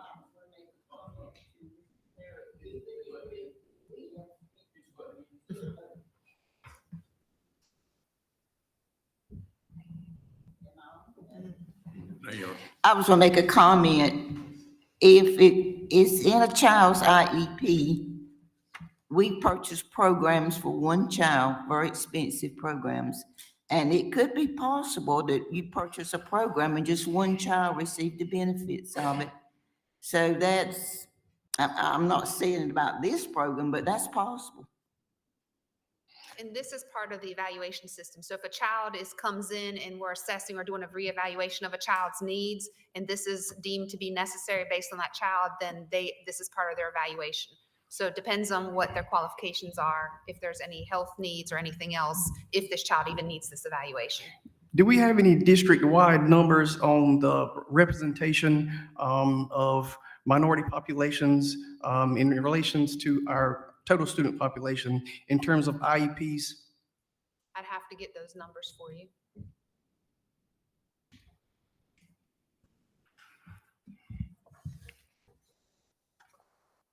Mr. Chair, I would recommend that if you decide to approve this, that you make this subject to legal review and revision.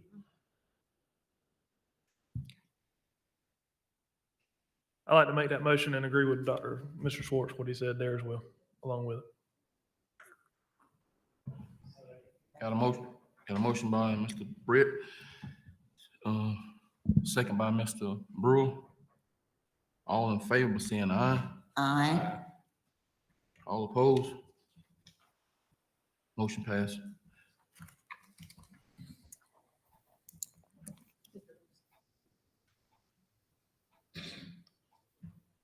Okay. Thank you, Chairman Simmons. Dr. Carr, I would like to request taking a look at some district-wide numbers to compare demographics with IEPs. Because I've had a sense that some populations may be overrepresented in the IEP population. So I'd like to see that data on a district-wide basis. Ma'am, there is an audit that happens in April 1, and that's one of the things they look for. So you may refer Mr. Terry back to last year's EC audit. They show the representation, and I hate to take Miss Jennifer's, I'm not taking her job, but I don't know who the EC person is right now. But the audit would show that from last year about what the demographics, if we have overrepresentations, because sometimes, it can be not a citing, but a recommendation to look at it. So you could get those numbers, I'm quite sure, from last year's audit. No, I'm not sure. You have to get the EC director or talk with whoever is over EC programs to see for that information. I'm not sure if it's on the website. It may be. No, that's Those not. are reported to the state and the federal government. And April 1 head count is coming up where we look at all of our numbers. So that's being done right now. Did you have a question, Mr. Craig? No, sir. I hadn't cut it off a while ago. Thank you. Okay. All right, we're gonna go ahead and move on to the next thing, the summer enrichment camp. So in front of you, you have the summer school and enrichment camps for 2023. So you'll notice this year we have RTA. So the Reach Achieve Camp, that is going to be for 2nd and 3rd. It'll be the last 2 weeks in June, 5 days, from 8 to 3:30. And then you'll see teacher hours 7:30 to 4. Those are the proposed schools that we will use for RTA. We will also have IEA that'll be holding at camp at Lumberton Junior and Pembroke Middle. And then you'll see that'll be for 3-8. We'll use the same times. And then CTE will have it's a grant-funded summer program for rising 8th, 9th, and 10th graders.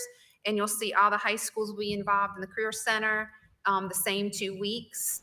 And then the migrant education will work along with us in the same camps with pre-K through 12th and our OSY students the same 2 weeks.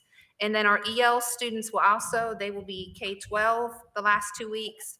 And then we also have credit recovery the last 2 weeks, and ESY or EC students get extended content, summer services, and that will be determined exactly which 3 weeks. But right now it's looking like the first 2 weeks in August and the last week in July, which is the same it was last year. Any questions? Go ahead, Mr. Terry. I'll come back to you, Dr. Mann.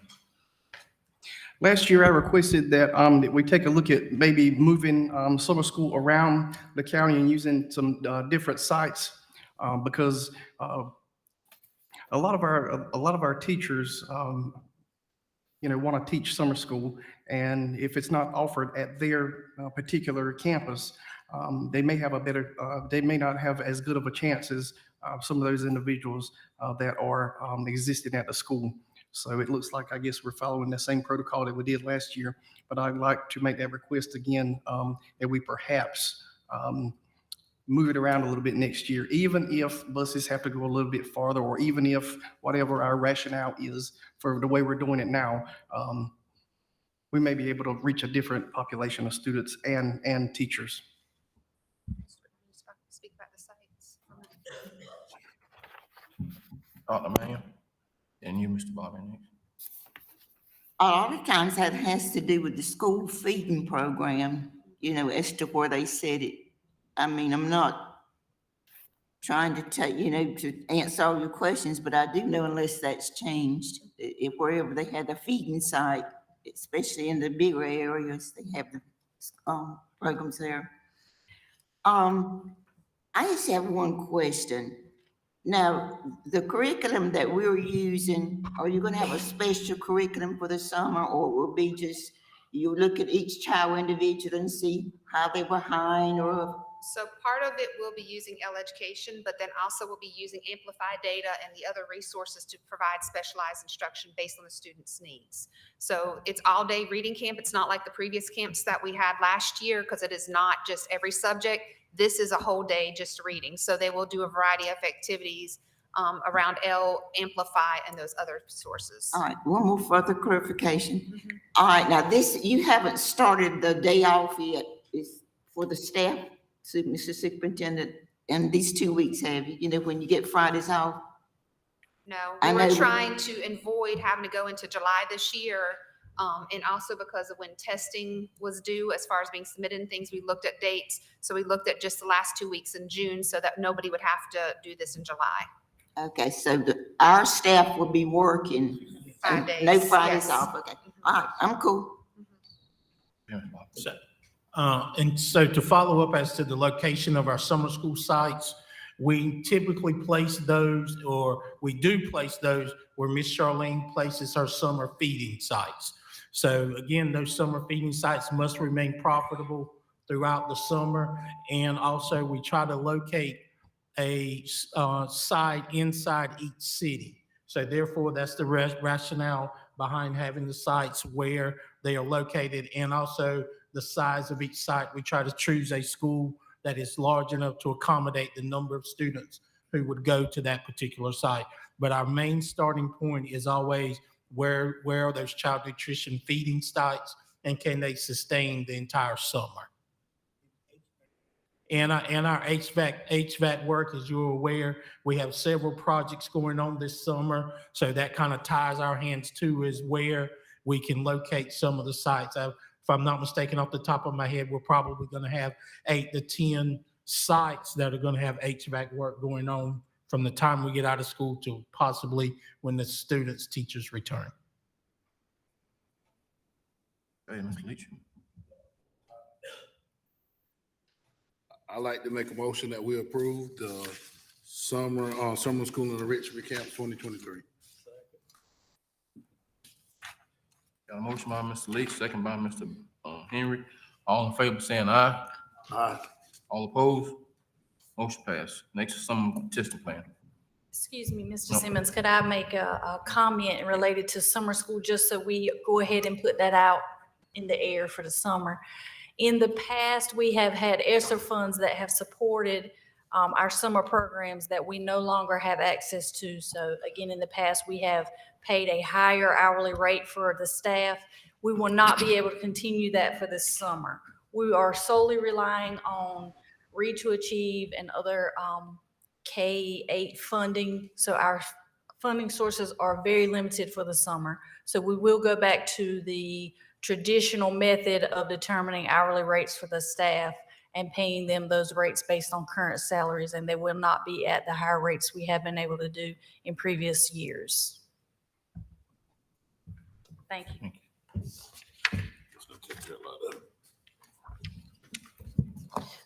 So the last thing I have for you is the summer program plan. So this is for retesting. So what you'll notice that this will be retesting students after the last day of school. The students would come back the week of the teachers' days, and we would have the very first day as an instructional day, and the next 2 days would be utilized for retesting of reading, math, science, Extend 1, NC Math 1, Biology, English 2, and NC Math 3.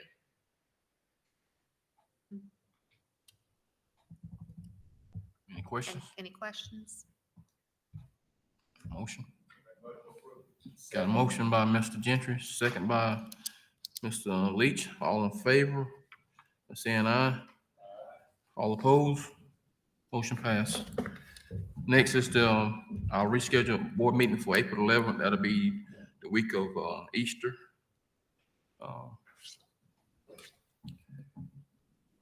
Any recommendations?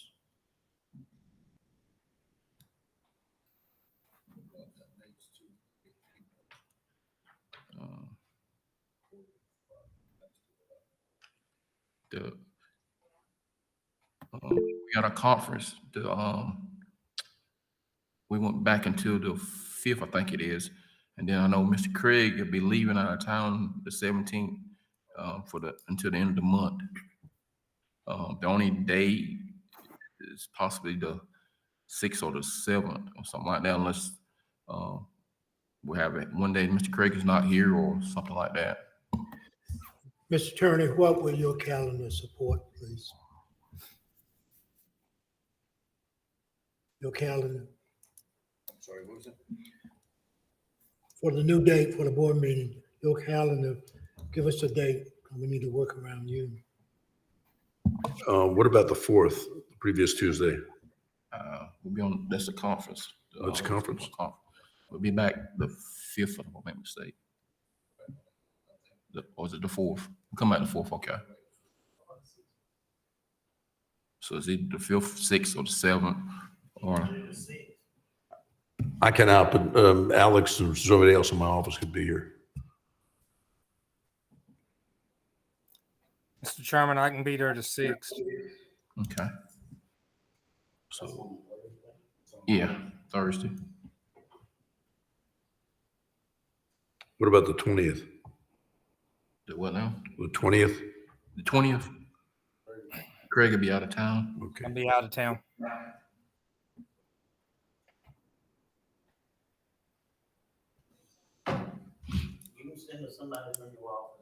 Okay.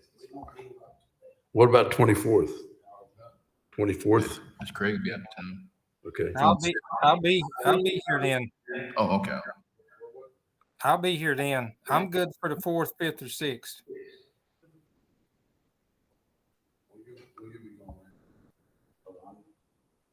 I can't wait until the end of the month. First of the month.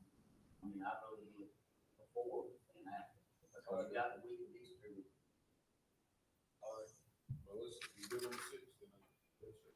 Everybody get on the 6th.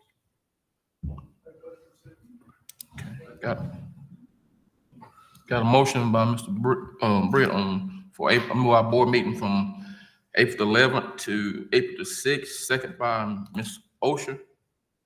What date's that, Mr.? What April date? 6th, April the 6th is Thursday. Yeah, I'm good with that. Gotta wait till we get to that point. Yeah. And that would be at 6 p.m.? Well, it's 6 right now until we get to the next board if something changes. We still on the schedule right now. All in favor for board meeting being moved from April the 11th to the April the 6th, all in favor? All Aye. opposed? So our next meeting next month, April, it will be at April the 6th at 6 o'clock. All right, next item is the meeting time. Changing it from 6 to 5. Ms. Ocean. I make a motion that we move our monthly board meetings on the second Tuesday from 6 o'clock to 5 o'clock p.m. Mr. Chair, we'll pull that policy and 2300 and have that policy changed for your approval, if that's going to be the design.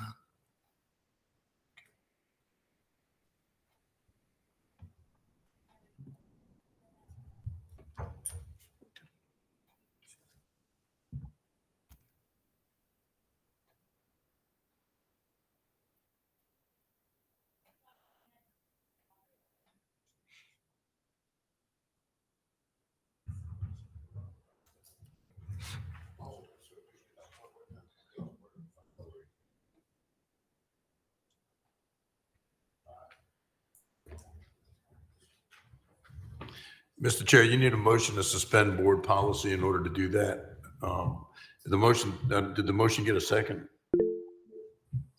Ms. Ocean made it. Did someone second? I didn't write it down. Did someone second it? Okay. Okay. Before that, then you need a motion to suspend board policy but before you can vote on this motion. So the motion is now on the floor, but you need a motion now to suspend board policy before you can vote on this. Mr. Leach? I just got a comment.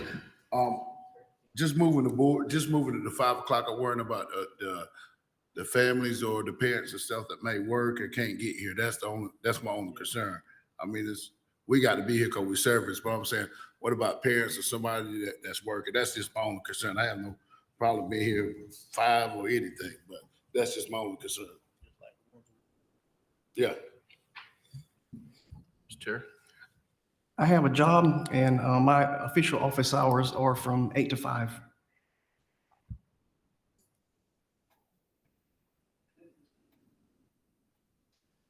Okay, do y'all want to make a motion just to table this and talk about this further?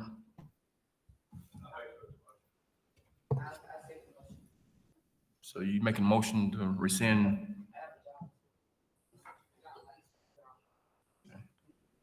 Somebody needs to make a motion to rescind the motion and table this. Are you withdrawing the motion or? Okay, so there's a motion now to table that will supersede the motion to approve. Okay, got a motion by Ms. Ocean to rescind her first motion to table this. No, to table it, not to rescind. I'm sorry, to table this, the time from 6 to 5. Second by Mr. Leach. All in favor, saying aye. All opposed. Motion passed. Next report, monthly finance report by Ms. Erica.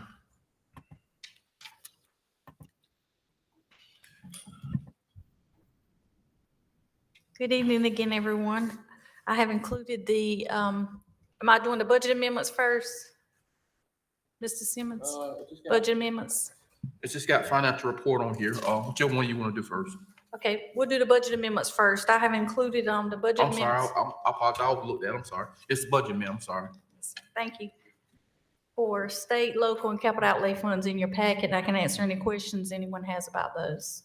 We've gotten new funding for most of the state funds that were included. Mr. Lawson. Each button. There you go.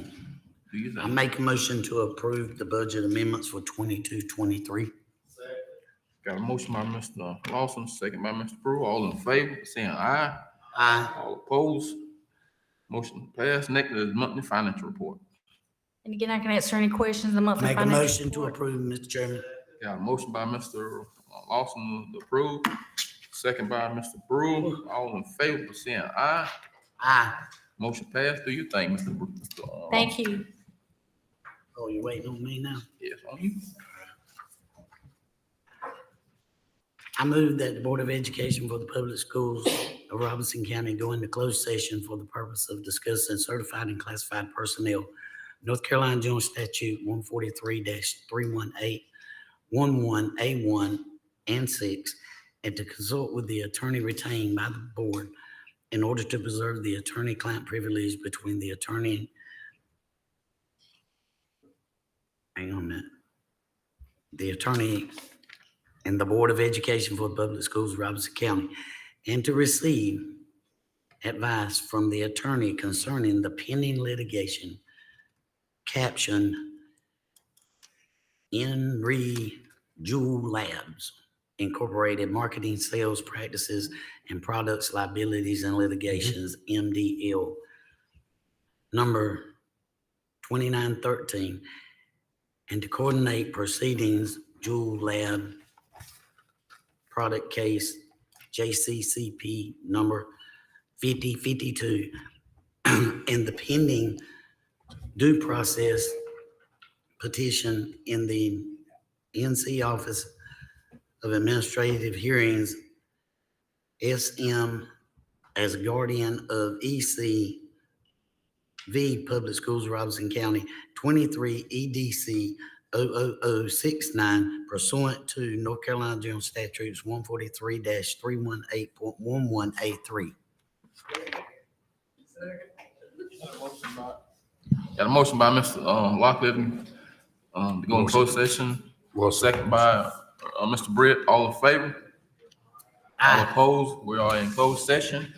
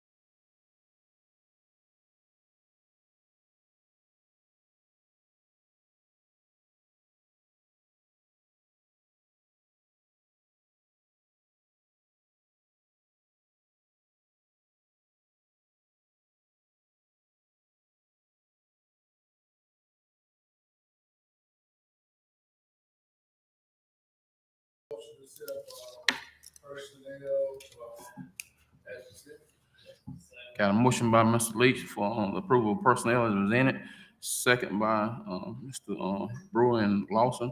All in favor, by saying aye. All opposed? Closed session minutes.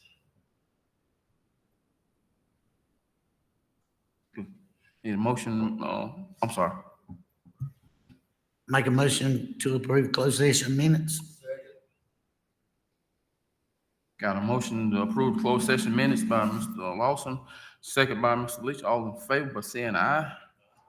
All opposed?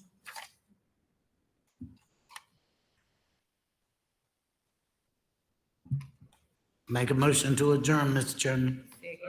Make a, got a motion by Mr. Lawson to adjourn, second by Ms. Ocean.